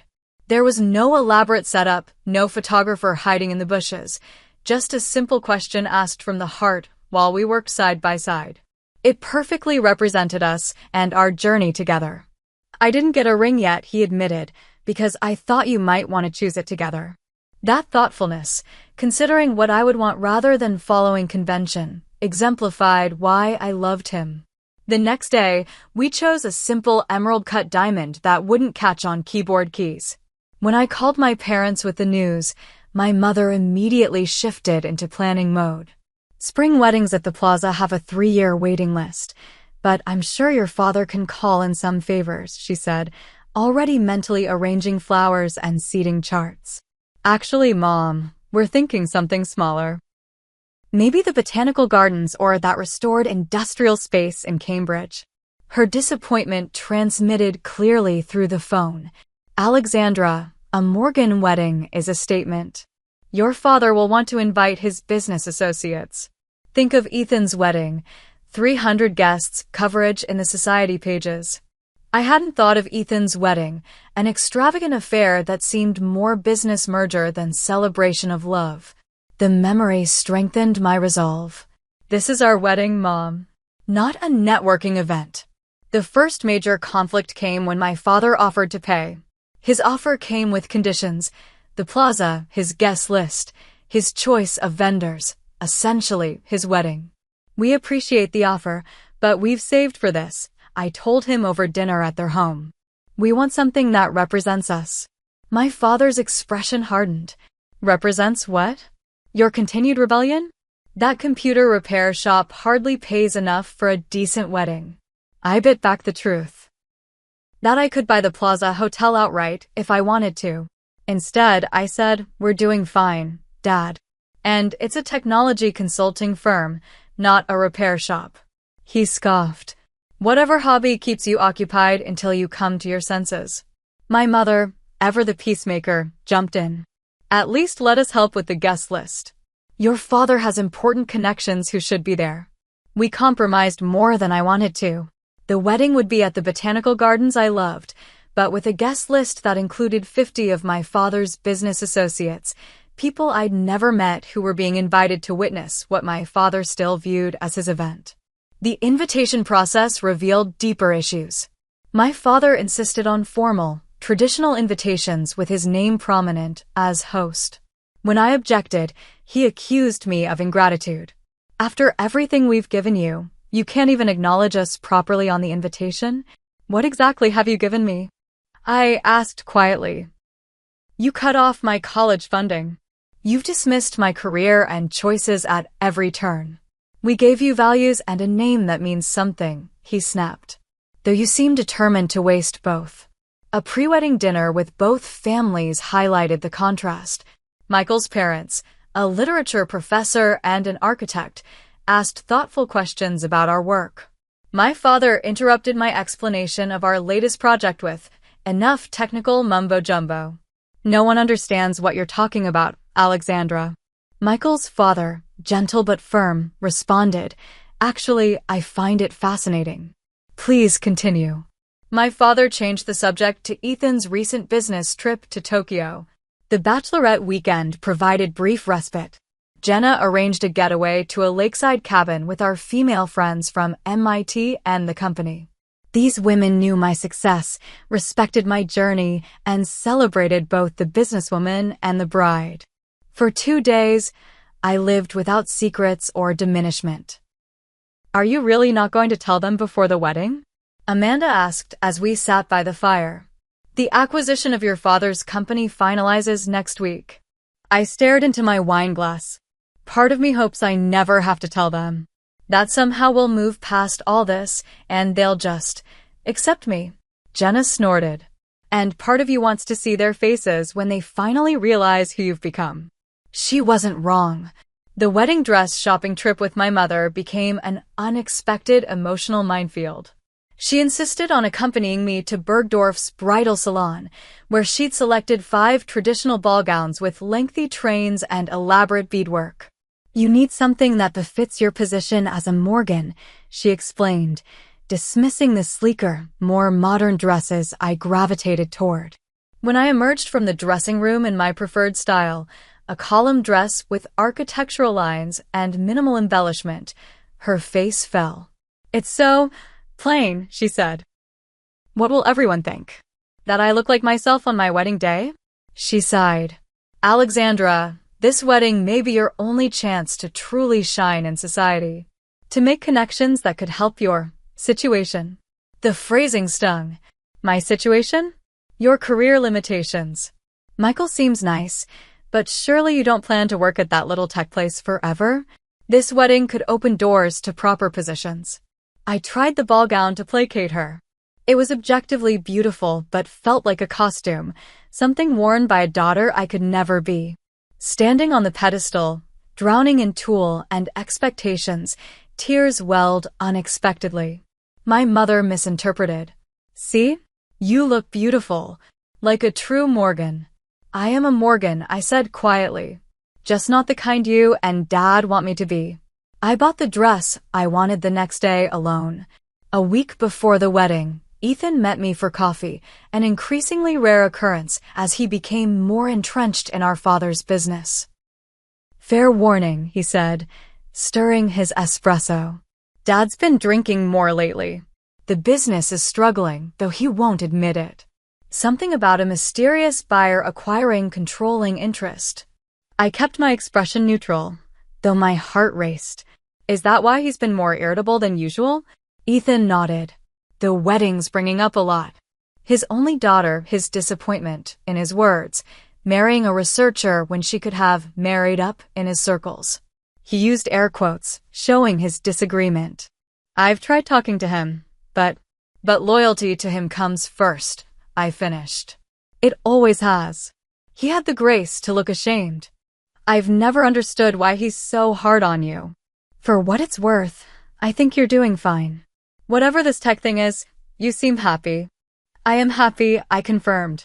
Happier than he can imagine. The rehearsal dinner became the final warning. My father drank heavily and made pointed comments about real careers and wasted potential.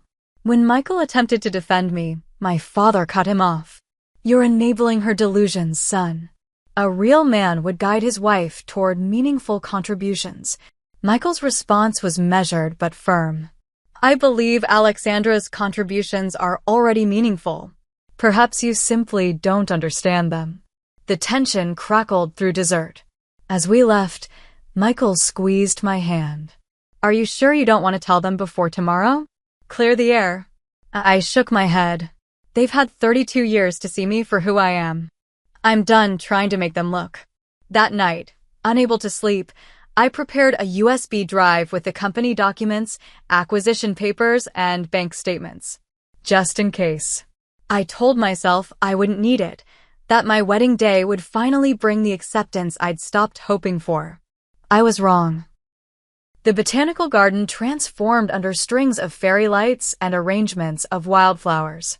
The glass-ceilinged reception space offered views of stars emerging as dusk fell. For a few precious hours, everything felt perfect. The ceremony itself was beautiful. Michael's vows brought tears to every eye as he spoke of building a life together, both literally and figuratively. My own vows acknowledged our partnership in all things love, work, purpose. If my parents noticed the references to our shared professional journey, they gave no indication. The cocktail hour passed pleasantly. My mother, perhaps mellowed by the ceremony's beauty, actually complimented my dress. It suits you, she admitted. You've always had your own sense of style. For a moment, I dared to hope. The reception began with our first dance to the song playing when Michael proposed. His parents joined for the second dance, their genuine affection visible in every move.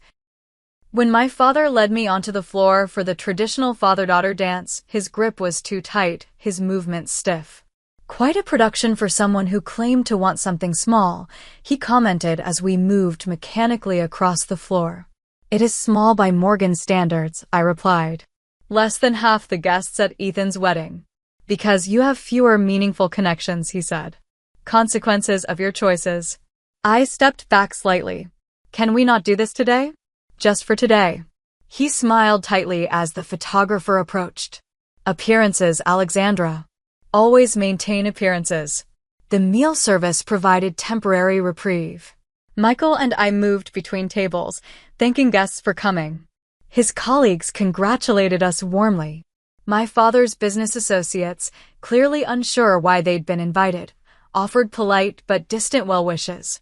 The traditional toasts began with Michael's best man, a fellow researcher who spoke eloquently about our partnership in all aspects of life. Michael's father followed with a touching speech about welcoming me to their family and his pride in both our personal and professional accomplishments. Then Michael himself stood, taking the microphone with a smile that still made my heart race after years together.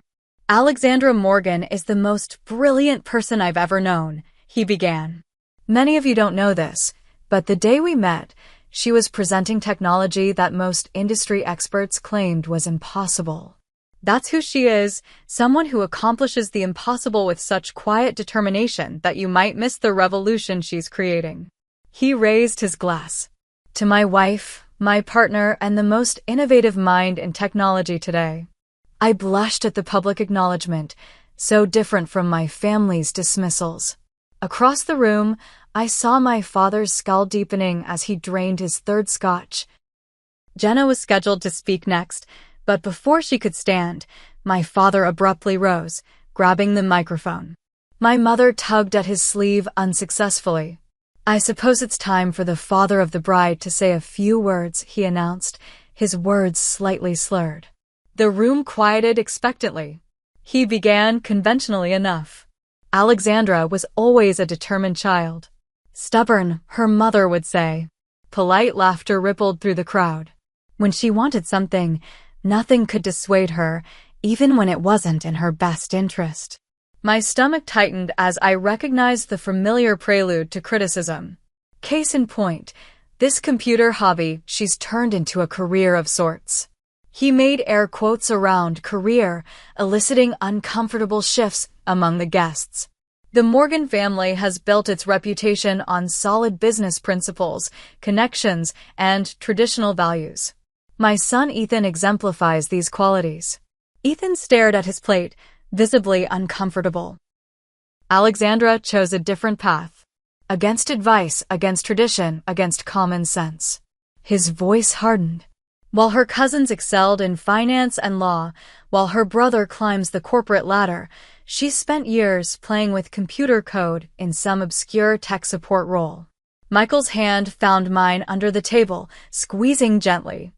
I had hoped marriage might finally bring her to her senses, that she might finally understand her responsibilities to the family name. Instead, he gestured vaguely at Michael. She's chosen to continue her rebellion with someone who encourages these impractical pursuits. The room had grown deadly silent. Michael's parents exchanged alarmed glances. Jenna, seated at a nearby table, was already reaching for her phone where I knew the contingency files were stored. "Let me be clear," my father continued, voice rising. "She'll never amount to anything following this path. A disappointment to the Morgan name and legacy. Perhaps motherhood will finally." Michael stood abruptly. "That's enough. Sit down, son. You don't understand what's at stake here." "I understand perfectly," Michael replied, his normally gentle voice firm. "And I won't let you insult my wife at our wedding." The tension crackled as guests shifted uncomfortably. My mother's face had drained of color. Ethan looked torn between family loyalty and basic decency. A strange calm settled over me. Years of diminishment, of hiding my success to avoid exactly this type of dismissal, suddenly seemed absurd. I stood slowly, smoothing the front of my wedding dress. "I'll handle this," I told Michael quietly, then turned to Jenna and nodded slightly. She immediately began typing on her phone, connecting it to the reception venue's projection system as we'd arranged in our contingency plan. I walked to my father and held out my hand for the microphone. Surprised by my composure, he relinquished it. "Thank you, Dad, for those illuminating remarks," I began, my voice steady despite the adrenaline coursing through me. "I think it's time I clarified a few things for everyone here." The reception hall remained silent as I took center stage. My father stood to the side, scotch in hand, a smirk playing at his lips, clearly expecting an emotional outburst or tearful retreat. He'd never understood my strength. "First, I want to thank everyone for coming to celebrate with Michael and me today," I began, my voice remarkably steady. "Particularly those who have supported our journey together, both personally and professionally." I nodded to Jenna, who pressed a button on her phone. Behind me, the large projection screen descended from the ceiling. My father frowned, confused by this unexpected development. For those who don't know me well, I've spent the past 8 years building something I'm incredibly proud of. The first slide appeared, our company logo, Morgan Innovation Technologies. I am the founder and CEO of MIT, not just my alma mater, but my company. Murmurs rippled through the crowd. My father's business associates straightened in their seats, recognition dawning on several faces. Morgan Innovation Technologies currently serves 43 Fortune 500 clients across 12 countries.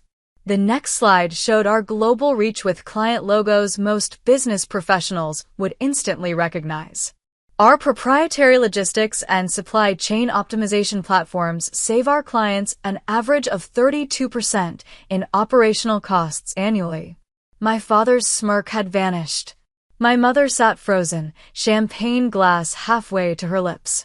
Our company valuation as of last month's investor round stands at $127 million.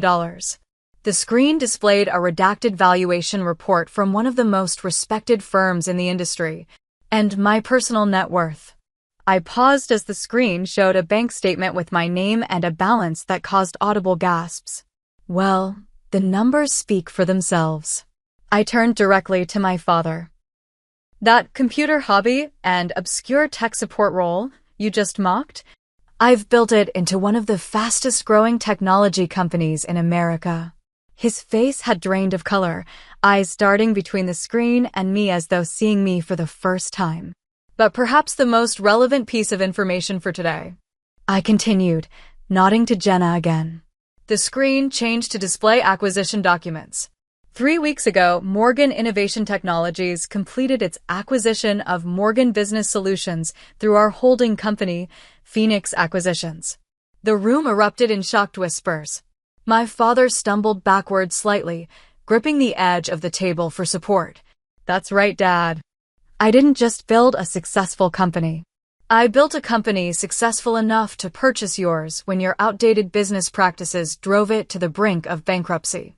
I kept my voice level, professional, the voice I used in board meetings and investor presentations. "As of last Friday, I am officially your boss." Ethan's jaw had literally dropped. My mother pressed her hand to her mouth, tears forming in her eyes, though whether from shock, embarrassment, or something else, I couldn't tell. "For years, you've called me a disappointment. Worthless. A waste of potential." Each word emerged clear and precise. You dismissed my education, my career, my choices, and my partner. You've done it my entire life, culminating in this public humiliation at my wedding. I set the microphone down momentarily, took a sip of water, and gathered myself before continuing. "I didn't build my company to prove you wrong. I built it because I saw opportunities you couldn't imagine with your limited vision of success. I kept it secret not from shame, but because I knew you'd try to diminish it, just as you've tried to diminish me at every turn." The screen changed again, showing photos of our executive team, our offices, our products. "These are the people who believed in me when you didn't." Michael, who recognized my vision from day one. Jenna, my first business partner and now COO. Amanda, who left Google to join us as CTO. Professor Hayes, who mentored me when you abandoned your parental responsibility to support my education. My father finally found his voice. You did all this behind my back? Used the Morgan name without permission. I laughed softly. It's my name too, Dad. And unlike you, I've brought it into the future. Around the room, reactions varied wildly. Michael's parents beamed with pride. My father's business associates whispered urgently to each other, several already pulling out business cards to pass to my colleagues. Aunt Catherine, who had spent years parroting my father's dismissals, was suddenly making her way toward me with a too bright smile. Alexandra, darling, I always knew you had something special in you, she gushed, loud enough for nearby tables to hear. Did you, Aunt Catherine? Because I distinctly remember you telling my cousin Jennifer not to waste time with Alexandra and her computer games at last year's Christmas party. She retreated, flustered. I turned back to address all the guests. Success isn't measured by whose name is on your diploma, or which country club accepts your membership, or how many business associates attend your wedding. I reached for Michael's hand as he joined me. It's measured by the impact you make, the problems you solve, and the integrity with which you live your life. Looking directly at my father again, I added, and for the record, Morgan Business Solutions will undergo significant restructuring in the coming months. We'll be implementing the very technology solutions you dismissed as impractical fantasies when I first proposed them to you at 16. The company's survival depends on it. My mother had finally approached, tears streaming down her face. Alexandra, I had no idea. All this time. No, Mom, you didn't. Because neither you nor Dad ever bothered to actually see me. You saw only what you wanted me to be. What happens now? My father asked, his voice stripped of its usual authority. Now? Michael and I are going to enjoy our wedding reception with the people who have genuinely supported us. Tomorrow, we leave for our honeymoon in New Zealand. And when we return, you and I will have a very different kind of relationship, both professionally and personally. As I finished speaking, something unexpected happened. The room broke into applause, led by Michael's parents but quickly joined by most guests, including several of my father's business associates who recognized they were witnessing something extraordinary. In that moment, standing in my wedding dress beside the man who had always believed in me, watching my family reckon with the reality of who I truly was, I felt neither triumph nor revenge. I felt, simply and completely, free. The remainder of the reception unfolded in a surreal blur. Guests approached with new respect in their eyes, business cards extended, congratulations offered with fresh sincerity. The power dynamic had shifted so dramatically that the room's energy felt completely transformed. My father left without another word, my mother trailing behind after a tearful, confused embrace. Ethan lingered, oscillating between family loyalty and professional opportunity. You could have told me, he said as we shared an awkward dance later that evening. Would you have kept it from Dad? His silence answered for him. I built this without family connections or the Morgan name opening doors, I explained. I needed to prove, to myself more than anyone, that I could succeed on merit alone. Are you really going to be Dad's boss now? Technically, yes. Practically, we'll see. The company needs restructuring to survive, but I'm open to finding an arrangement that preserves his dignity. Ethan nodded slowly. He's going to struggle with this. 32 years of seeing you one way and overnight. It wasn't overnight for me, I reminded him. It was years of work while being told I was wasting my time. As guests gradually departed, those who remained were the inner circle who had known my secret all along, Michael's family, my MIT friends, our executive team. The celebration became more authentic, filled with inside jokes about our startup days and genuine toasts to our future. Michael and I departed for our 2-week honeymoon in New Zealand the next morning. The distance provided necessary space to process everything that had happened. Between hiking majestic mountains and exploring remote beaches, we discussed the implications of my revelation. Do you regret it? Michael asked as we watched the sunset from a cliffside villa. Revealing everything? No. I regret that it had to happen that way, at our wedding, in response to public humiliation. But keeping the secret was becoming too costly personally. And professionally, he added. Turning down speaking engagements, avoiding industry recognition, you've sacrificed visibility your company needs for growth. He was right. The freedom to fully step into my role as CEO without hiding would benefit more than just my personal life. Our return to reality was jarring. Dozens of missed calls from my parents, hundreds of emails from industry contacts who had attended the wedding, and a meeting request from my father's attorney all awaited me. The first meeting with my father as company owner took place in the Morgan Business Solutions conference room, now technically my conference room. He arrived with his attorney and Ethan, while I brought our CFO and legal counsel. My father looked older somehow, diminished by the revelation. His opening statement surprised me. I underestimated you. The words seemed physically painful for him to speak. I still don't approve of your methods or your secrecy, but I can't deny what you've built. The negotiations proceeded more civilly than I had anticipated. We structured a 3-year transition plan that would gradually integrate Morgan Business Solutions into our technology platform while providing my father with an advisory role and fair compensation. Not the complete removal I had originally envisioned in my anger, but a more measured approach that honored the business he had built while advancing it into the future. My relationship with my mother evolved more quickly. Over lunch the following week, she tearfully acknowledged her role in my dismissal. I should have defended you, she admitted. I always marveled at your intelligence, your determination. But I thought supporting your father's vision for the family was my primary duty. It hurt, I told her honestly. Every time you stood by silently while he dismissed my dreams. I know that now. I failed you as a mother. She reached for my hand across the table. Is it too late for us? It wasn't too late, but rebuilding required honesty on both sides. I invited her to tour our company headquarters, to meet the team, to understand the world I had created without her knowledge. Her genuine interest and growing pride began healing wounds I had thought permanent.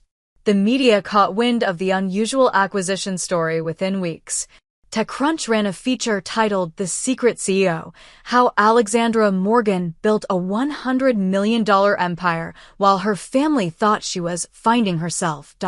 The publicity both helped and complicated matters. Our company visibility soared, bringing new client inquiries and investment interest, but also intensifying scrutiny on my family's dynamics. In quiet moments of reflection, I questioned whether my revenge-adjacent revelation had been worth it. The satisfaction had been momentary, the complications enduring. Michael helped me process these feelings. The revelation wasn't just about proving your father wrong, he reminded me. It was about finally being able to live authentically, to be recognized for what you've built. That's not revenge, it's self-respect. 6 months after the wedding, we hosted the first Morgan family dinner at our new home, a tasteful but not ostentatious Cambridge townhouse we had purchased with company success. My father arrived last, still uncomfortable with the new reality but making visible efforts to adapt. The Johnson acquisition closed yesterday, he mentioned stiffly over appetizers, referencing a deal our companies had collaborated on. Your predictive analytics platform identified efficiencies we would have missed with traditional methods. From him, this qualified as effusive praise. Ethan had found a surprisingly comfortable role in our merged operation, heading a division that combined his traditional business expertise with our technological innovations. His presence helped bridge the old and new Morgan business approaches. The greatest growth came through unexpected channels. Our company launched a mentorship program for young women in technology, inspired by my own journey without adequate support. The Alexandra Morgan Fellowship provided funding, guidance, and internship opportunities for girls from backgrounds where STEM careers weren't encouraged. Watching these young women flourish with the support I had lacked brought healing I hadn't anticipated. Each time a fellowship recipient launched her first project or secured her first patent, I felt a piece of my own past trauma transform into something constructive. My father attended the fellowship's first graduation ceremony. He sat stiffly in the back row, but he came. Afterward, he approached one of the young women who had presented a supply chain optimization algorithm. "Your analysis of distributed network inefficiencies was..." He paused, searching for words outside his usual vocabulary. Quite innovative. Coming from him, it was monumental. The first holiday season after the wedding revelation tested our fragile new family dynamics. Seated around my mother's carefully decorated table, the ghosts of past dismissals and hurts hovered. When my father awkwardly asked about our latest product launch, I recognized the olive branch for what it was. The journey from worthless disappointment to respected CEO in my father's eyes remained incomplete. Perhaps it always would. But his gradual acknowledgement of my success, however begrudging, represented progress I once thought impossible. The true revelation wasn't exposing my success at my wedding. It was the understanding that my worth had never depended on his recognition of it. The validation I had sought for decades mattered far less than I had imagined once I finally received it. In building a company that reflected my values rather than my family's expectations, I had created something more valuable than financial success. I had forged my own definition of the Morgan legacy, one built on innovation, authenticity, and believing in potential others couldn't yet see. Looking back now, I realize that the greatest success wasn't buying my father's company or proving him wrong. It was breaking the cycle of conditional approval that had shaped my early years. Michael and I are expecting our first child next spring, and I promise that this little one will grow up knowing their ideas matter, their path is their own to choose, and their worth is never tied to meeting someone else's definition of success. So, what about you? Have you ever been underestimated by those who should have believed in you the most? How did you handle it? Did you prove them wrong quietly or have your own dramatic revelation moment? Share your story in the comments below. And if this resonated with you, please hit that like button, subscribe to hear more stories, and share with someone who might need to be reminded of their own worth today. Thank you for listening to my journey from dismissed daughter to successful CEO. Remember, other people's inability to see your value doesn't diminish it in the slightest. I'm Harper, 30 years old, and I finally did it. After 8 years of saving every penny, working overtime, and living with roommates, I bought my first house. A modest 3-bedroom in a good neighborhood. I was so proud I decided to host a housewarming party for my family. My sister Melissa would bring her 3 kids. I spent days cleaning, decorating, and cooking. I was excited to show everyone what I'd accomplished. I had no idea they were coming with a different agenda entirely. If you're enjoying this story so far, let me know where you're watching from in the comments.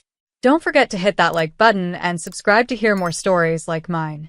Trust me, you'll want to stick around for what happens next. Growing up in Chicago's suburbs, I learned early on that my place in the family hierarchy was complicated.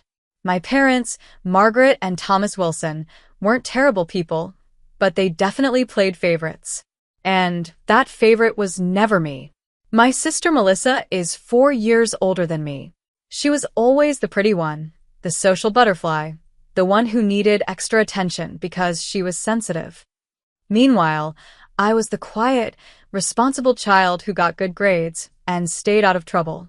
You'd think parents would appreciate that, right? Not mine. I put myself through college at the University of Illinois, studying computer science.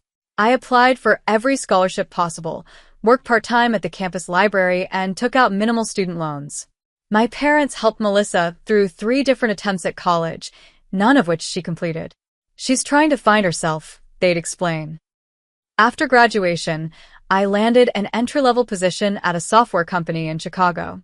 The pay wasn't great at first, but I was determined to build a career. I shared a tiny apartment with two other girls to save money. Every month, I put aside whatever I could for my future home. Melissa's life took a different path.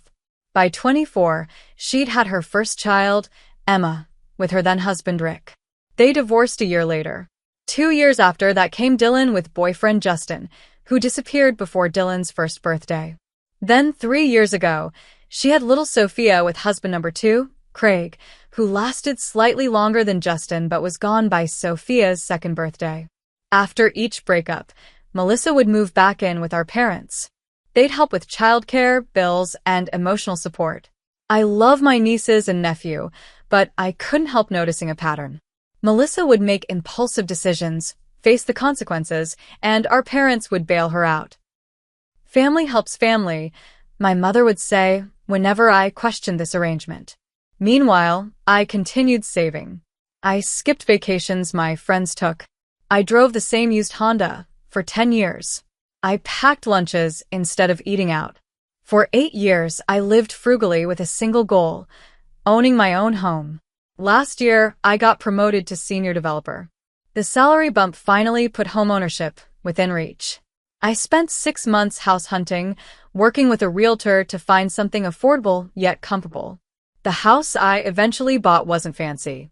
A 1990s build, 3 bedrooms, 2 bathrooms, with a small backyard.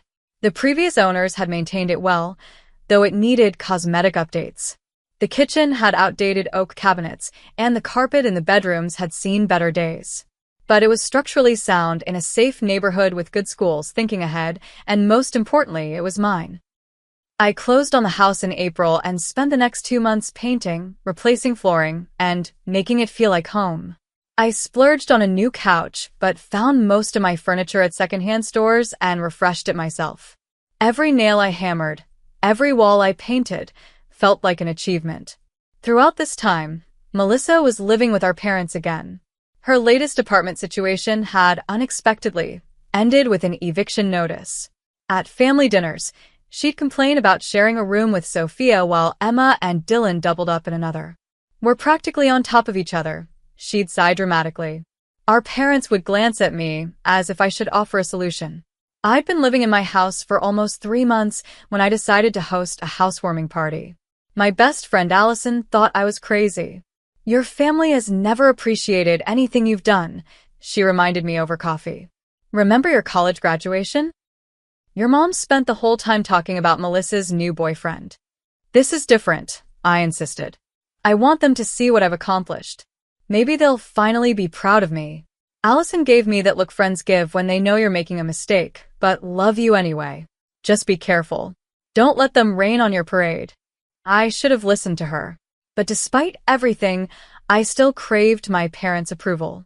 I wanted them to see me as successful, to validate my choices the way they always validated Melissa's. So I sent out invitations to my parents, Melissa and her kids, my Aunt Grace, my mother's sister, a couple of cousins, and a few friends, including Allison. I planned a Saturday afternoon gathering with food, drinks, and a proper house tour. I even created a little photo album documenting the before and after of my renovation projects. What I didn't realize was that my family had been having conversations about my house purchase. Conversations that didn't include me. Conversations that would turn my housewarming celebration into something I never expected. The week before the party, I took Friday off work to prepare. I'd created a spreadsheet, yes, I'm that person, with tasks, shopping lists, and a timeline. I wanted everything to be perfect. This wasn't just about showing off my house. It was about proving to my family that I'd made good choices, that my path was valid too. I woke up early and headed to the grocery store with my carefully planned list. Finger foods, a signature cocktail I'd found on Pinterest, ingredients for my grandmother's famous chocolate cake. I splurged on fancy cheese and real linen napkins. As I filled my cart, I imagined my mother's impressed expression when she saw the spread. Maybe she'd finally acknowledge that my attention to detail was a strength, not just being uptight, as she often called it. My phone rang as I was selecting avocados for guacamole. It was Allison. "Just checking that we're still on for tonight," she said. We'd planned a prep session where she'd help me with the more complicated recipes. Absolutely. I'm at the store now spending way too much money on cheese no one will appreciate.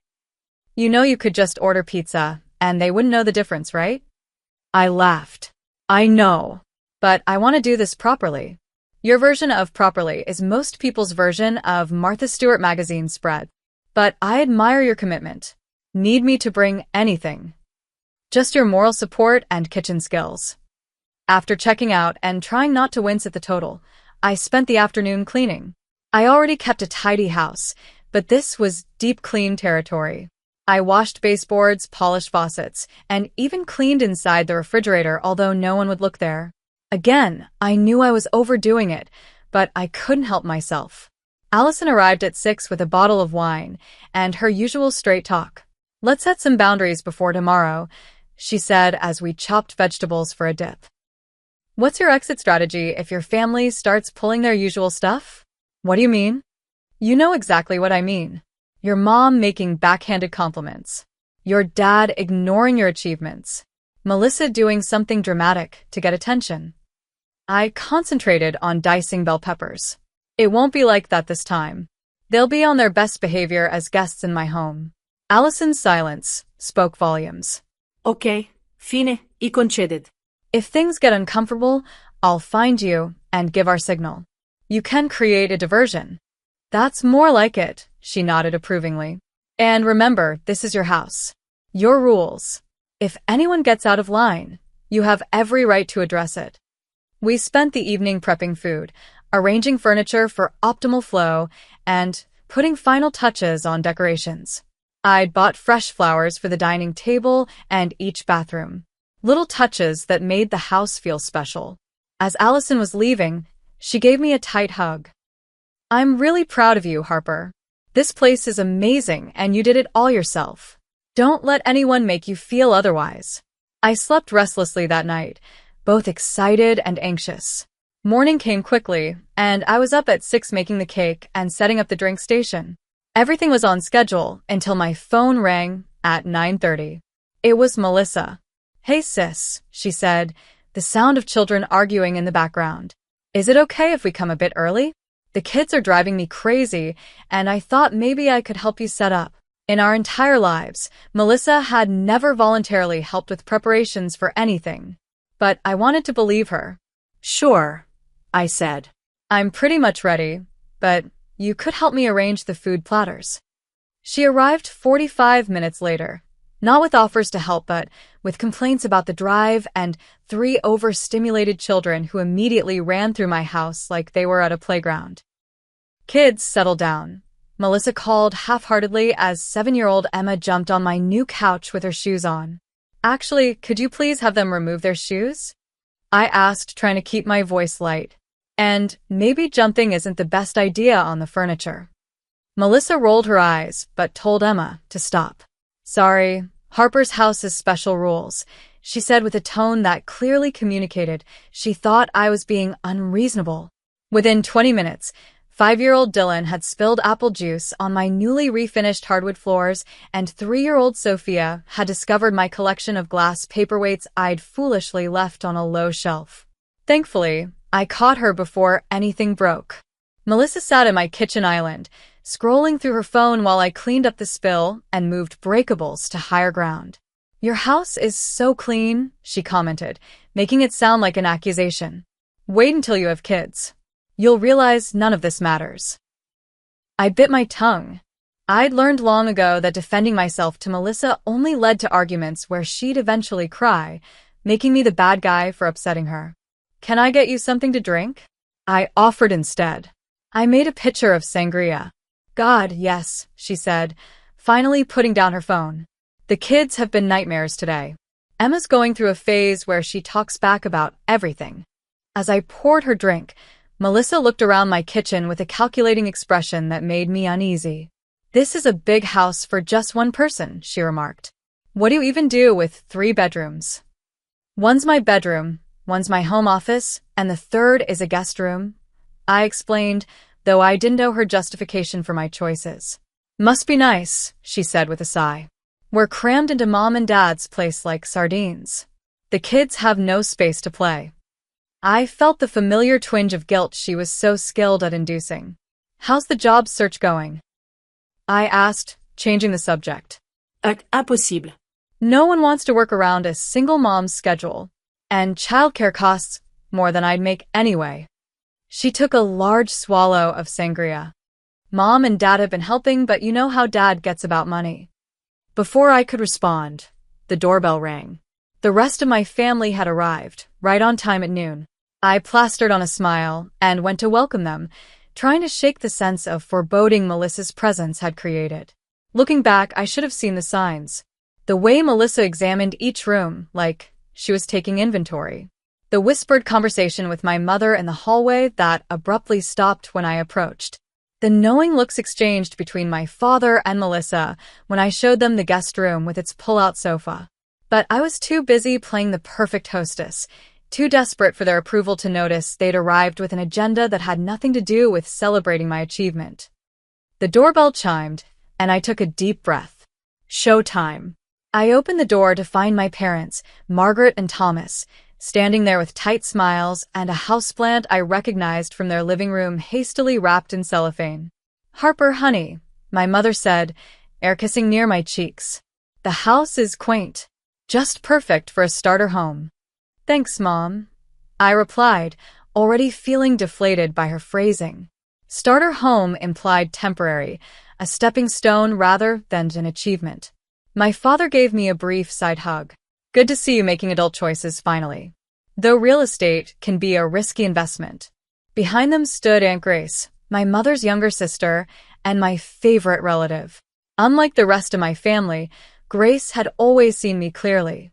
She pushed past my parents with a genuine smile and a properly wrapped gift.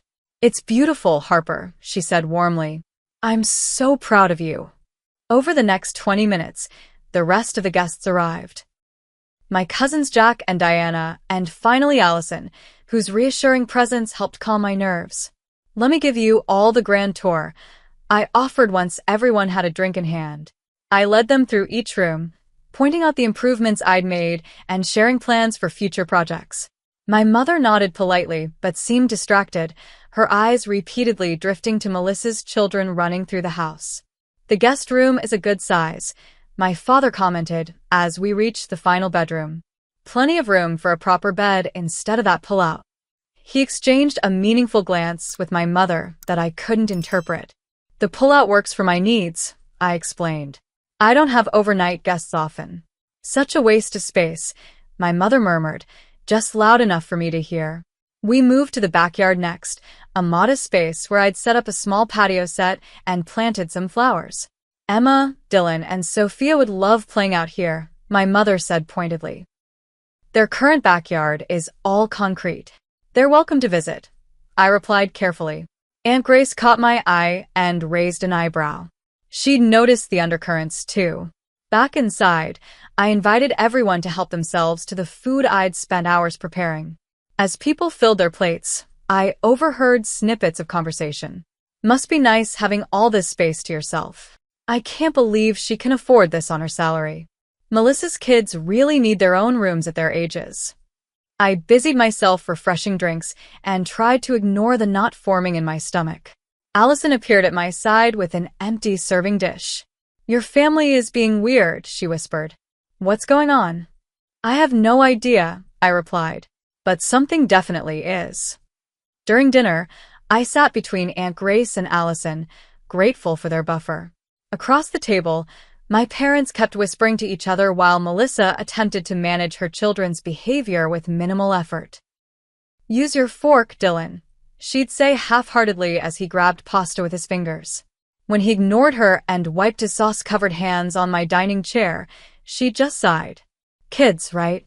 Meanwhile, Emma had already spilled her drink twice, and Sophia was systematically picking apart my centerpiece, dropping flower petals into her water glass. Perhaps the children would like to watch TV in the living room? Aunt Grace suggested, clearly trying to help. Great idea, Melissa agreed, making no move to accompany them. Harper, can you find something for them to watch? I set the kids up with a cartoon, grateful for the momentary peace, though I cringed when I returned to find Emma had taken her plate with her and was now eating directly over my new area rug. Back at the table, the conversation had shifted to Melissa's living situation. It's just so hard, she was saying. The kids have no privacy. Emma's getting to an age where she needs her own space. It's not ideal for any of us, my mother agreed. Your father and I are too old to have little ones underfoot constantly. If only there were a solution, my father added, looking directly at me. The implication hung in the air. My chest tightened as I realized what was happening. This wasn't a housewarming party. It was an ambush.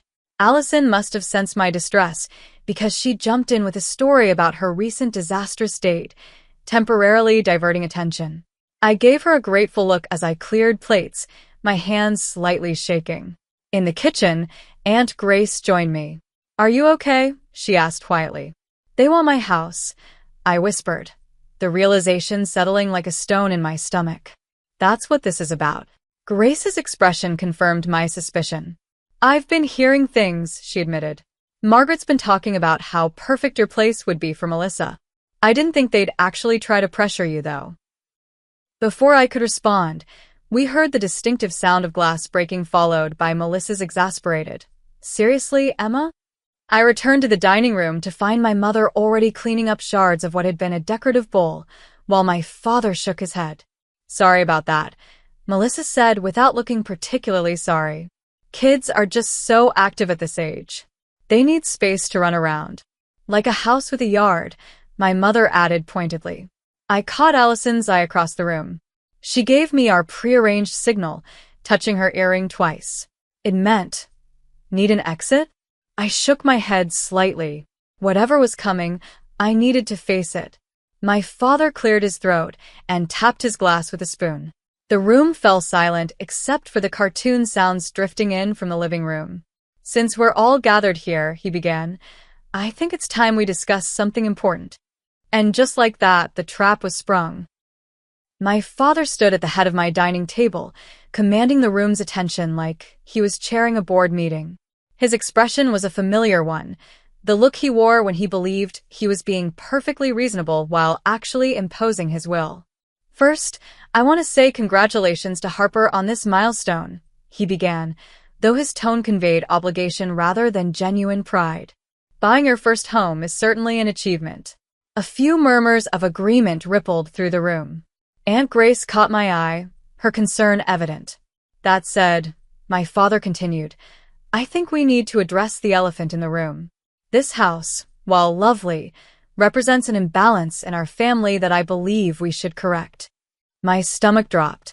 Next to me, I felt Allison stiffen. Harper, you're a single woman with a good job and bright prospects. You have this whole house to yourself, with rooms sitting empty most of the time. He gestured around as if my home's spaciousness was somehow offensive. Meanwhile, your sister and her 3 children are cramped in 2 rooms at our house. My mother nodded vigorously. It's not healthy for growing children, she added. Emma's almost 8. She needs her own space. I glanced at Melissa, who was examining her nails with a practiced look of forced humility that didn't quite hide her smirk. She'd known this was coming. What exactly are you suggesting? I asked, though I already knew. My father straightened his shoulders. We think the right thing for you to do would be to give this house to Melissa and the children. Despite anticipating it, hearing the words spoken aloud sent a shock through my system. My home. The one I'd worked 8 years to afford. The one I'd spent months renovating. They expected me to just hand it over. Give her my house, I repeated slowly. The house I saved for. The house I pay the mortgage on. We'd help with the transition, of course. My mother jumped in. You could move into Melissa's rooms at her house until you find an apartment. Something cozier, more appropriate for a single person. The casual cruelty of their proposal left me momentarily speechless. Allison had no such constraint. Are you serious right now? She asked incredulously. Harper worked for years to afford this place. My father barely glanced at her. This is a family matter, Allison. A family matter, I echoed, finding my voice. So, as family, you think it's appropriate to ask me to give up my home that I worked for, saved for, and renovated? It's not just about what's appropriate. My cousin Jack chimed in unexpectedly. It's about need. Melissa needs this house more than you do. I looked around the table, stunned to see several nodding heads. They'd discussed this before.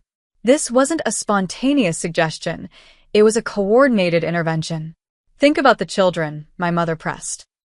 They deserve stability, a yard to play in, bedrooms of their own. They deserve it, I repeated. And I don't. Don't be selfish, Harper. Melissa finally spoke, her voice dripping with practiced victimhood. You know how hard things have been for me. The kids and I have been bouncing around for years. They need roots. I understand that, but Do you? My father interrupted. Because from where I sit, it looks like you have everything while your sister struggles. What kind of person puts their own comfort above the needs of children?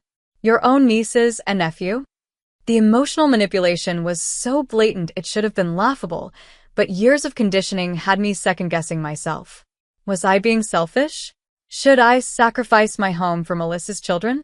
Aunt Grace's firm voice cut through my spiraling thoughts. That's enough, Thomas. You're being completely unreasonable. Stay out of this, Grace, my mother snapped. You've always encouraged Harper's selfish tendencies. Selfish. Grace looked incredulous. Working hard and achieving goals is selfish now. My father ignored her, focusing his attention on me. Harper, we're not asking for a decision this minute, though sooner would be better for everyone. Melissa's landlord is selling the building, and they need to be out by the end of next month. Wait. Landlord? I thought Melissa was living with you, I said, confused. A flash of panic crossed my mother's face before she composed herself. That's the plan once they have to leave their current place. But your house would be much better. Something wasn't adding up. I looked at Melissa, who avoided my gaze. The point is, my father pressed on, this is a chance for you to do the right thing. To put family first. The right thing, I repeated, trying to process what was happening. We could even make it official tonight, my mother suggested with forced brightness. I brought some paperwork. Just a simple transfer of deed. We'd handle all the details. She reached into her purse and pulled out an envelope.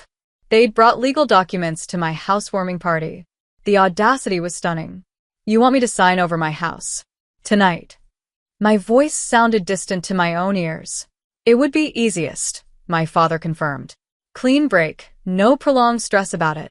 Dylan chose that moment to run into the dining room, face smeared with chocolate from the cake he'd apparently helped himself to.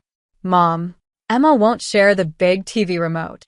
Use the small TV in Aunt Harper's bedroom, Melissa told him without hesitation, as if my personal space was already communal property. My bedroom is off limits, I said automatically, then realized how ridiculous this whole situation had become. I was defending my right to privacy in my own home while my family planned its redistribution. See, this is exactly why you don't need all this space, my mother said, gesturing toward me as if I'd proven her point. You're too particular. Children need room to be children. I felt tears threatening and fought them back. I wouldn't cry. Not now. I said carefully, that I need a minute. I stood up from the table and walked to my bathroom on slightly wobbly legs. Once inside, I locked the door and leaned against it, breathing deeply. My phone buzzed with a text from Allison. Are you okay? Want me to clear everyone out? This is insane. I texted back. Give me 5 minutes. I need to think. Sitting on the edge of my bathtub, I tried to make sense of what was happening. My family had come to my housewarming party with the express purpose of taking my house from me. They'd brought paperwork. They'd coordinated their arguments. They'd planned this. And they genuinely seemed to believe they were being reasonable. Years of family dynamics flashed through my mind. Melissa's needs always coming first. My achievements minimized or ignored. The constant expectation that I would be the responsible one, the one who sacrificed, the one who gave in. A lifetime of conditioning nearly had me considering their request. Maybe I could find an apartment. Maybe I was being selfish. Maybe family really did come first. Then I heard it. Through the bathroom door, the unmistakable sound of my mother's voice. She'll come around. Harper always does what's expected eventually. She just likes to make a show of independence first. The casual dismissal of my autonomy, the certainty that I would ultimately bend to their will, it cut through my confusion like a knife. In that moment, something crystallized within me.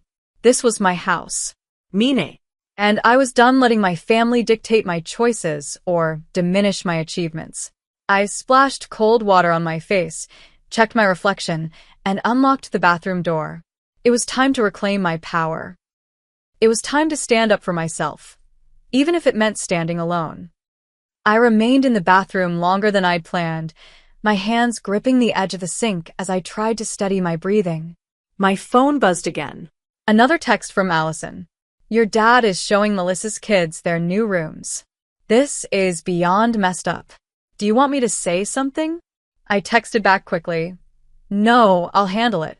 But I need you to stay. Standing up straight, I looked at myself in the mirror. My face was pale, but my eyes were clear. For the first time, I truly saw the pattern that had defined my family relationships. I wasn't just an afterthought. I was a resource to be tapped whenever Melissa needed bailing out. But no more. This house was where I drew the line. I slipped out of the bathroom, and instead of returning directly to the dining room, I took a detour toward the voices I heard coming from the guest bedroom. There I found my father with Emma and Dylan, discussing furniture arrangements. This room would be perfect for you, Emma, he was saying. And Dylan, you'd have the room across the hall. Your mom would take the main bedroom, and Sophia could have the little nook off the hallway as her own special space. When are we moving in, Grandpa? Emma asked excitedly. Soon, sweetheart. Aunt Harper just needs to handle some paperwork. I cleared my throat from the doorway.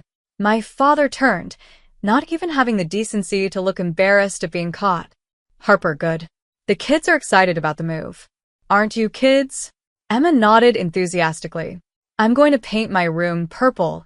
A wave of anger washed over me, but I kept my voice steady. Dad, can I speak with you privately? He followed me to the hallway, his expression confident. He truly believed I would capitulate. You're making this harder than it needs to be, he said before I could speak. We all know this is the right solution. The right solution, I repeated, to a problem I didn't create and am not responsible for solving. His face hardened. That's a very selfish attitude. Is it? Or is it selfish to expect your younger daughter to give up her home to solve your older daughter's problems?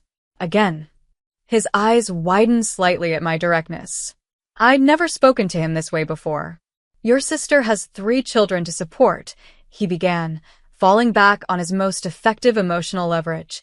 Yes, she does. And whose responsibility is that, Dad? Not mine.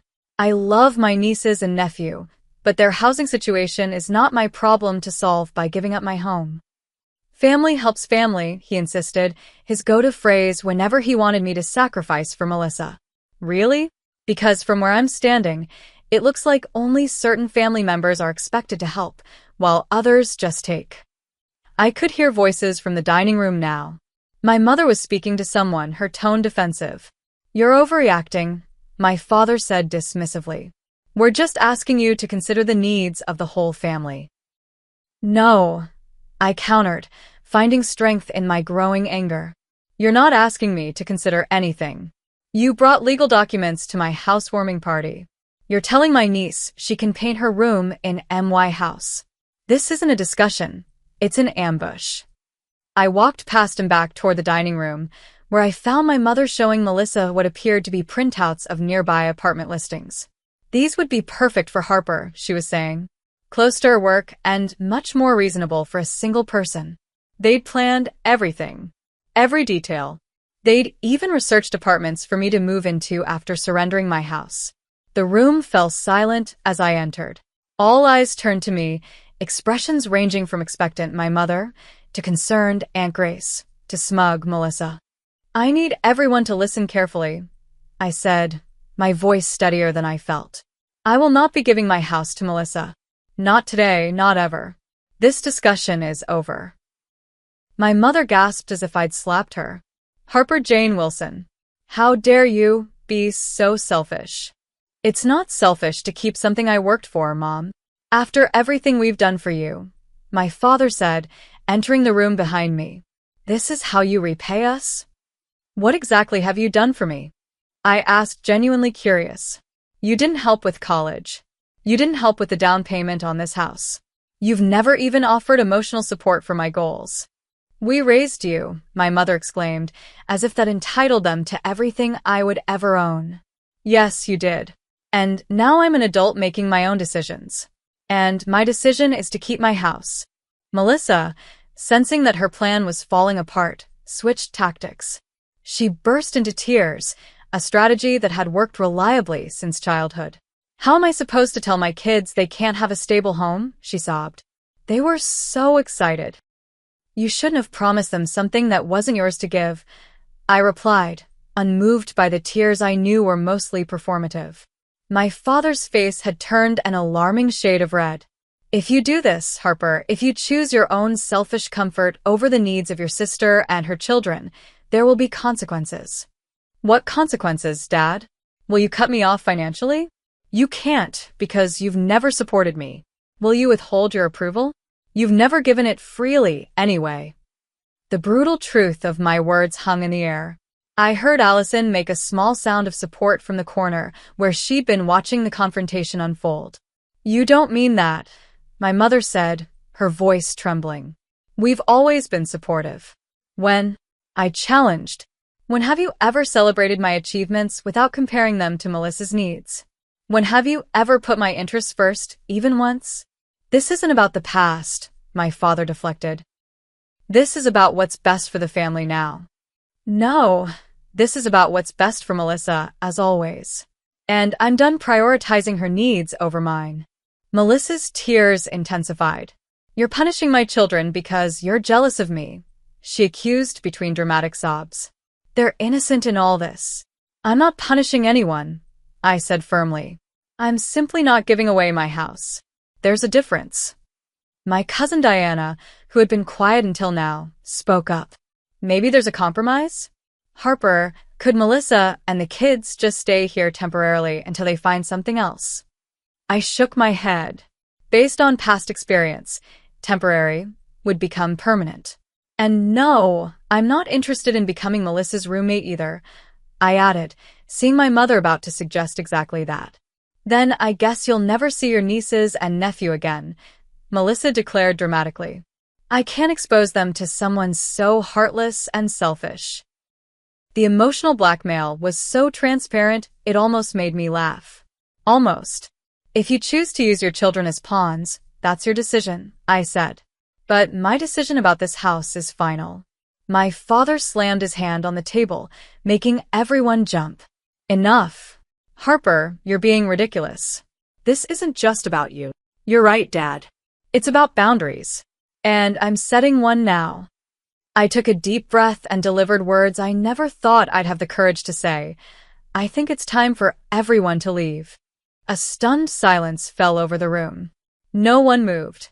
You can't be serious, my mother finally said. I am. This party is over. Please leave my house. After we came all this way to celebrate with you? Melissa asked incredulously, tears miraculously drying up. We both know celebration wasn't the real purpose of this visit, I replied. My father stood up, his expression thunderous. If you do this, Harper, if you throw your family out, you'd better be prepared for the consequences. Family loyalty goes both ways. Does it? Because from where I'm standing, loyalty in this family has only ever flowed in one direction, toward Melissa. That's it, he declared. Margaret, get your purse. Melissa, gather the children. We're leaving. He turned to me with cold eyes. Until you come to your senses and apologize, you are no longer welcome in our home. I should have felt devastated. Instead, I felt strangely liberated. I understand. That's your choice, just as keeping my house is mine. My mother began crying as she collected her things, while Melissa hurried to round up her children, whispering loudly enough for me to hear. Aunt Harper doesn't want us to live in her big house. She wants you to be homeless instead. I winced at the manipulation but held my ground as they filed toward the door. My cousins followed awkwardly, murmuring apologies that sounded more obligatory than sincere. At the door, my father delivered his parting shot.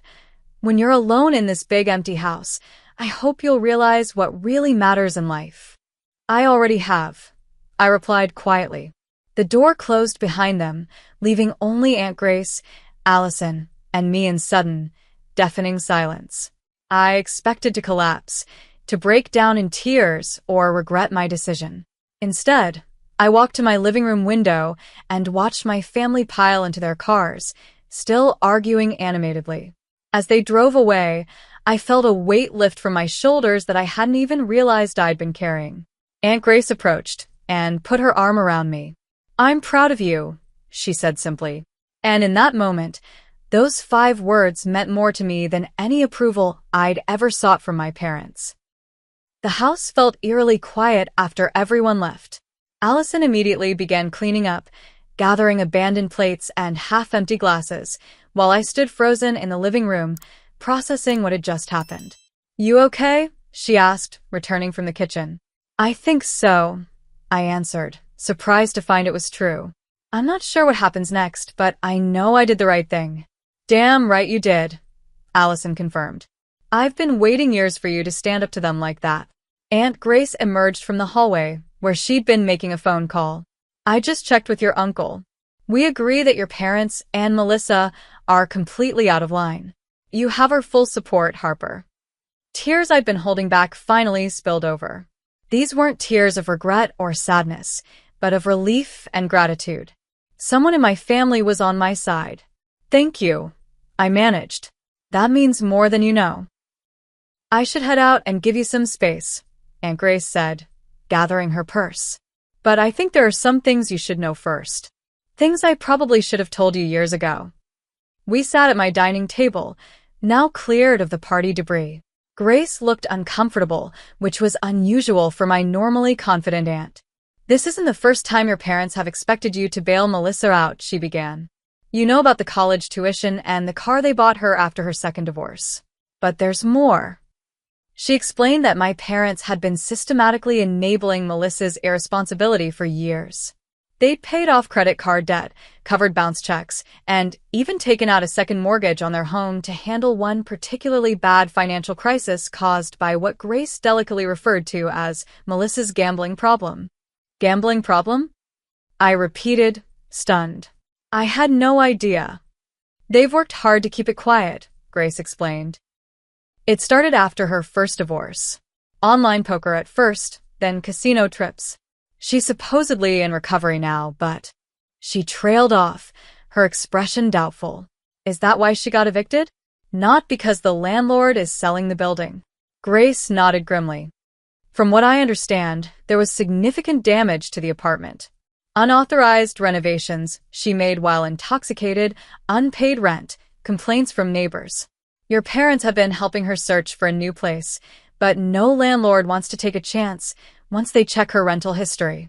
I sat back, pieces falling into place. "So, when they couldn't find anyone to rent to her, they decided your house was the solution," Grace confirmed. "Margaret called me last week to feel out whether I thought you might do the right thing. I told her she was being ridiculous, but clearly they decided to move forward anyway." Allison, who had been quietly listening, shook her head in disbelief. "The audacity is almost impressive." "There's something else," Grace added hesitantly. "That paperwork your mother brought?" I caught a glimpse of it. "Harper, it wasn't just a deed transfer. There was something about adding your parents as co-signers to your mortgage." "What?" I felt sick. "They wanted me to make them legally responsible for my house? Why would they?" "So they could control it," Allison finished, understanding immediately. "If they were co-signers and you moved out, they'd have legal standing to determine who lived there." The full scope of their plan hit me. They hadn't just wanted me to give Melissa my house. They'd wanted to take legal control of my most significant asset. If I'd signed those papers... "I can't believe they would do this," I whispered. "I can," Grace said sadly. "They've been cleaning up Melissa's messes for so long. They've lost perspective. They don't see it as taking advantage of you. They see it as solving a family problem in the most efficient way." After Grace left, promising to check in tomorrow. Allison insisted on staying the night. We opened a bottle of wine and moved to the back patio, where the evening air helped clear my head. "What now?" Allison asked as we watched the stars appear. "I don't know," I admitted. "I've never been disowned before." "Give it a week," she predicted. "Your mom will call once she realizes you're serious about keeping your house. They'll try a different angle." She was right. The first text came from Melissa 3 days later. "The kids miss you. Emma keeps asking why Aunt Harper hates us." I didn't respond. 2 days after that, my mother called. When I didn't answer, she left a voicemail. "Harper, this silent treatment is very immature. Your father and I are disappointed in your behavior at the housewarming. We raised you better than that. Call me back so we can discuss how to move forward." Again, I didn't respond. The messages escalated in both frequency and emotional manipulation over the following week. My father claimed my mother was having chest pains from stress, a tactic he'd used before when not getting his way. Melissa sent photos of the children looking sad. My mother left tear-filled voicemails about family loyalty. I saved each message, but remained firm in my silence. Then came the flying monkeys. My cousin Jack called, ostensibly to check in, but quickly pivoted to suggesting I reconsider my position for the sake of family harmony. A distant aunt I barely knew sent a Facebook message telling me how unchristian my behavior was. Even my mother's bridge club friend called, claiming she was worried about Margaret. Through it all, I maintained my boundaries. I blocked numbers when necessary. I limited social media. I focused on work and making my house even more my own by completing renovation projects I'd been planning.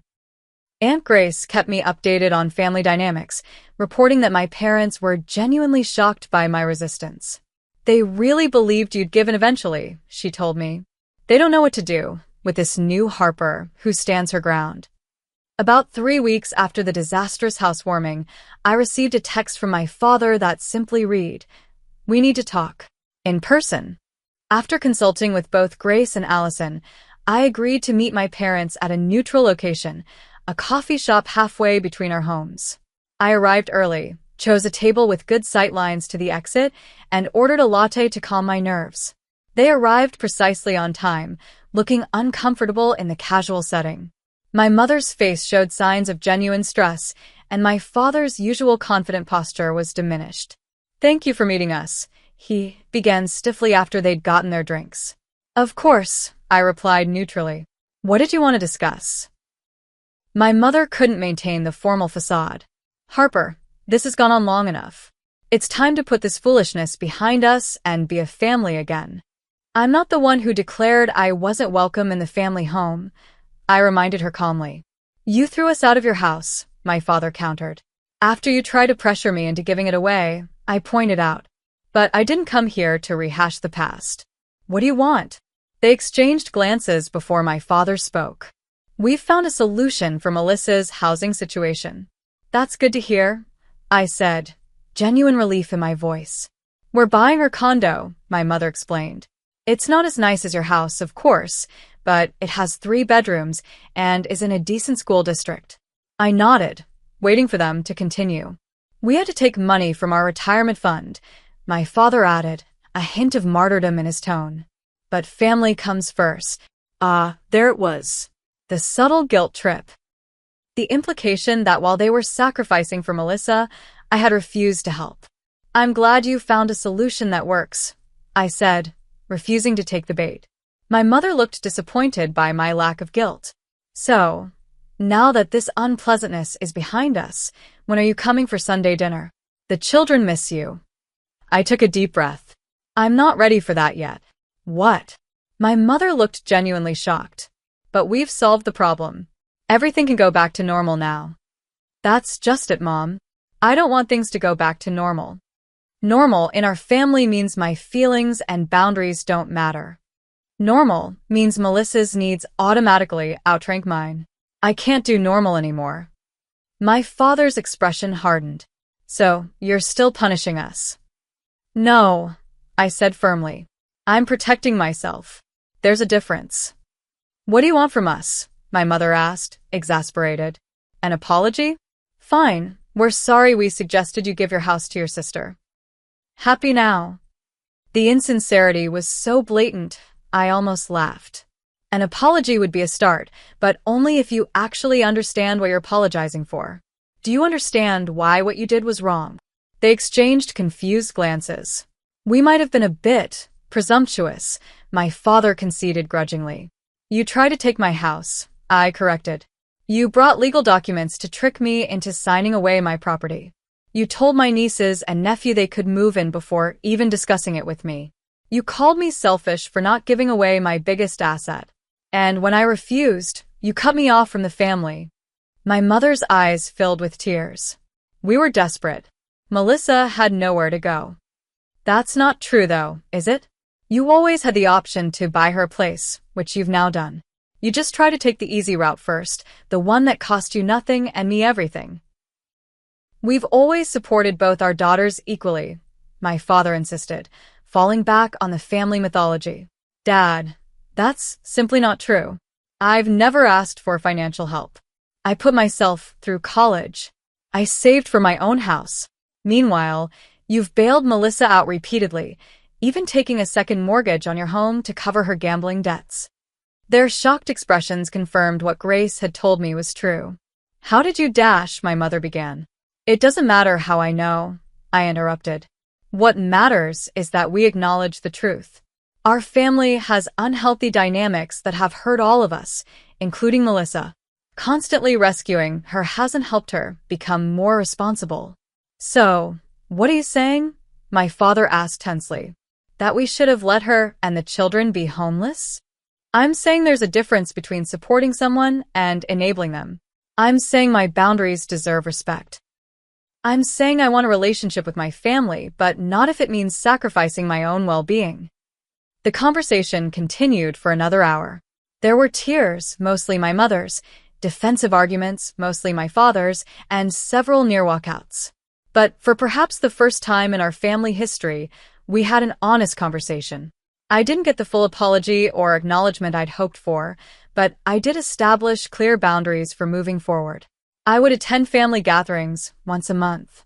I would maintain my relationship with my nieces and nephew through properly scheduled visits.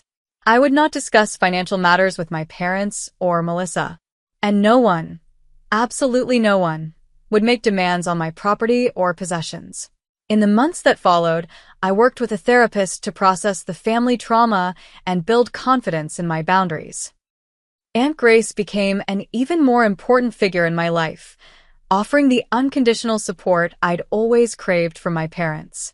Melissa moved into her new condo, courtesy of our parents' retirement fund. She occasionally sent passive-aggressive texts about how much smaller it was than my house, but I let those roll off my back. My relationship with my parents remained strained but civil. Old patterns don't disappear overnight, and they still occasionally slipped into comparing my choices unfavorably to Melissa's needs. But now, I had the strength to gently redirect those conversations or end them when necessary. The most meaningful change came in my relationship with myself.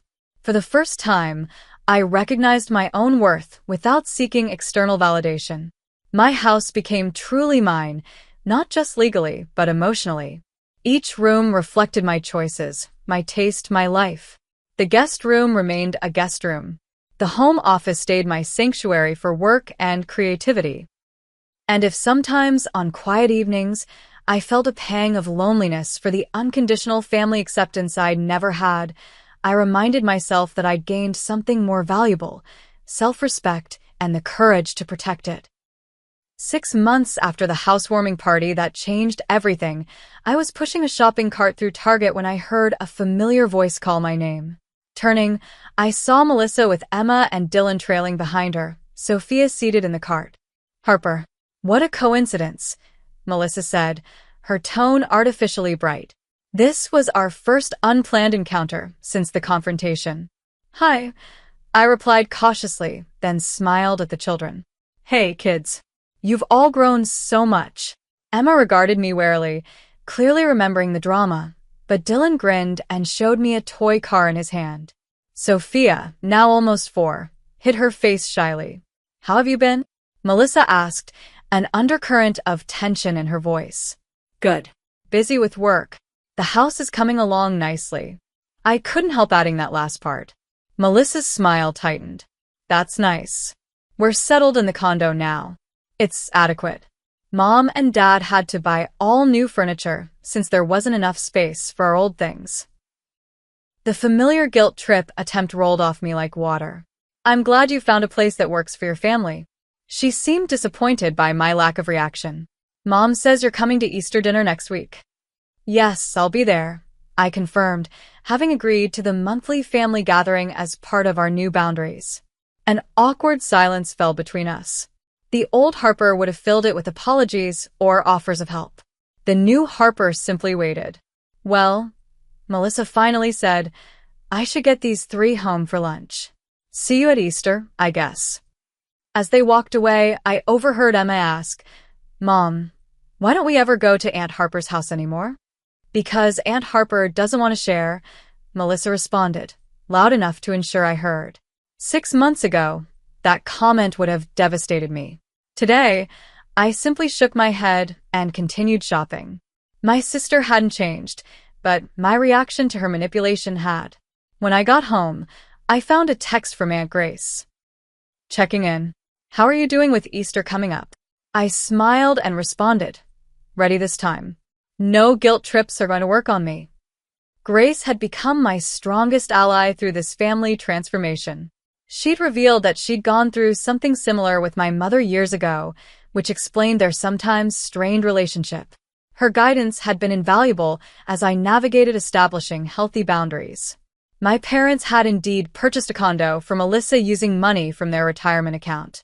According to Grace, it had created financial strain they hadn't anticipated, leading to my father postponing his planned retirement. Yet they'd never asked me for help or acknowledged that their initial plan to take my house would have been disastrous for everyone involved. Some family dynamics never change. But my participation in those dynamics had transformed completely. I spent the evening working in my garden, a new hobby I discovered during my months of limited family contact. There was something profoundly satisfying about nurturing plants, watching them grow stronger with proper care and boundaries. As I knelt in the soil, planting spring bulbs that would bloom in the coming months, I reflected on everything that had happened since that fateful housewarming party. The initial pain of family rejection had been intense, but ultimately clarifying. For the first time, I'd seen the unhealthy patterns that had defined our relationships for decades. My parents' favoritism toward Melissa. My sister's learned helplessness. My own desperate need for approval that led me to sacrifice my needs repeatedly. Breaking free from those patterns hadn't been easy. There had been sleepless nights questioning my decisions. Tearful conversations with my therapist about family loyalty versus self-respect. Difficult moments when well-meaning friends suggested I should just forgive and forget for the sake of family peace. But I'd held firm to my new boundaries, and slowly, a different kind of peace had emerged. Not the false harmony of compliance, but the authentic serenity of living in alignment with my values. My house had transformed as well. What had once felt almost like a defensive achievement, proof that I could succeed on my own, now felt like a genuine home. I'd painted the living room a color I loved rather than the neutral shade I thought would please visitors. I'd converted part of the backyard into a vegetable garden. I'd adopted a cat from the local shelter, something I'd always wanted but had hesitated to do while still seeking family approval. Most significantly, I'd started hosting small gatherings for friends, people who respected my boundaries and celebrated my successes without qualification. My home had become a place of authentic connection rather than performative family obligation. I'd also begun building a different kind of relationship with my nieces and nephew. Instead of being the aunt who appeared at family gatherings with gifts and then disappeared, I now had regular scheduled visits with them. Sometimes we went to museums or parks. Other times, they came to my house for baking sessions or movie nights. These interactions happened without Melissa present, allowing me to form bonds with the children based on genuine connection rather than family politics. The journey hadn't been linear. There had been setbacks, moments when I slipped into old patterns of guilt and self-doubt. Times when I questioned whether maintaining boundaries was worth the ongoing family tension. Occasions when I longed for the simplicity of just giving in. But with each challenge, my resolve had strengthened. I discovered that standing up for myself wasn't selfish. It was necessary. That saying no to unreasonable demands wasn't cruel. It was healthy. That prioritizing my own well-being wasn't selfish. It was essential. As the sun began to set over my garden, I sat back on my heels and surveyed my work. The bulbs were all planted, invisible now but full of potential. In a few months, they would push through the soil and bloom beautifully, not because I had forced them, but because I had created the right conditions for their natural growth. In many ways, that was the perfect metaphor for my own transformation. By creating the right conditions, healthy boundaries, self-respect, authentic relationships, I had allowed my true self to emerge and flourish.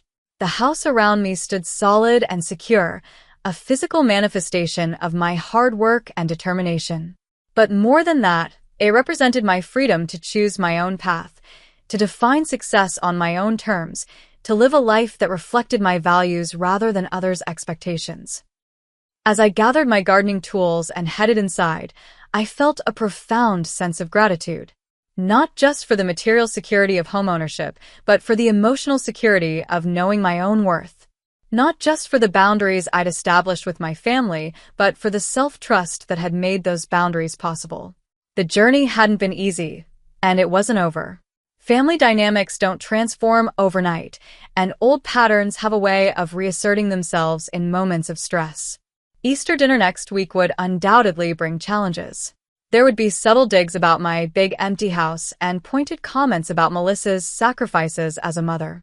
But I was ready, not armored for battle, but grounded in self-respect. Not seeking approval, but offering authentic presence. Not demanding perfection, but requiring basic respect. In standing up to my family's unreasonable demands, I hadn't just kept my house.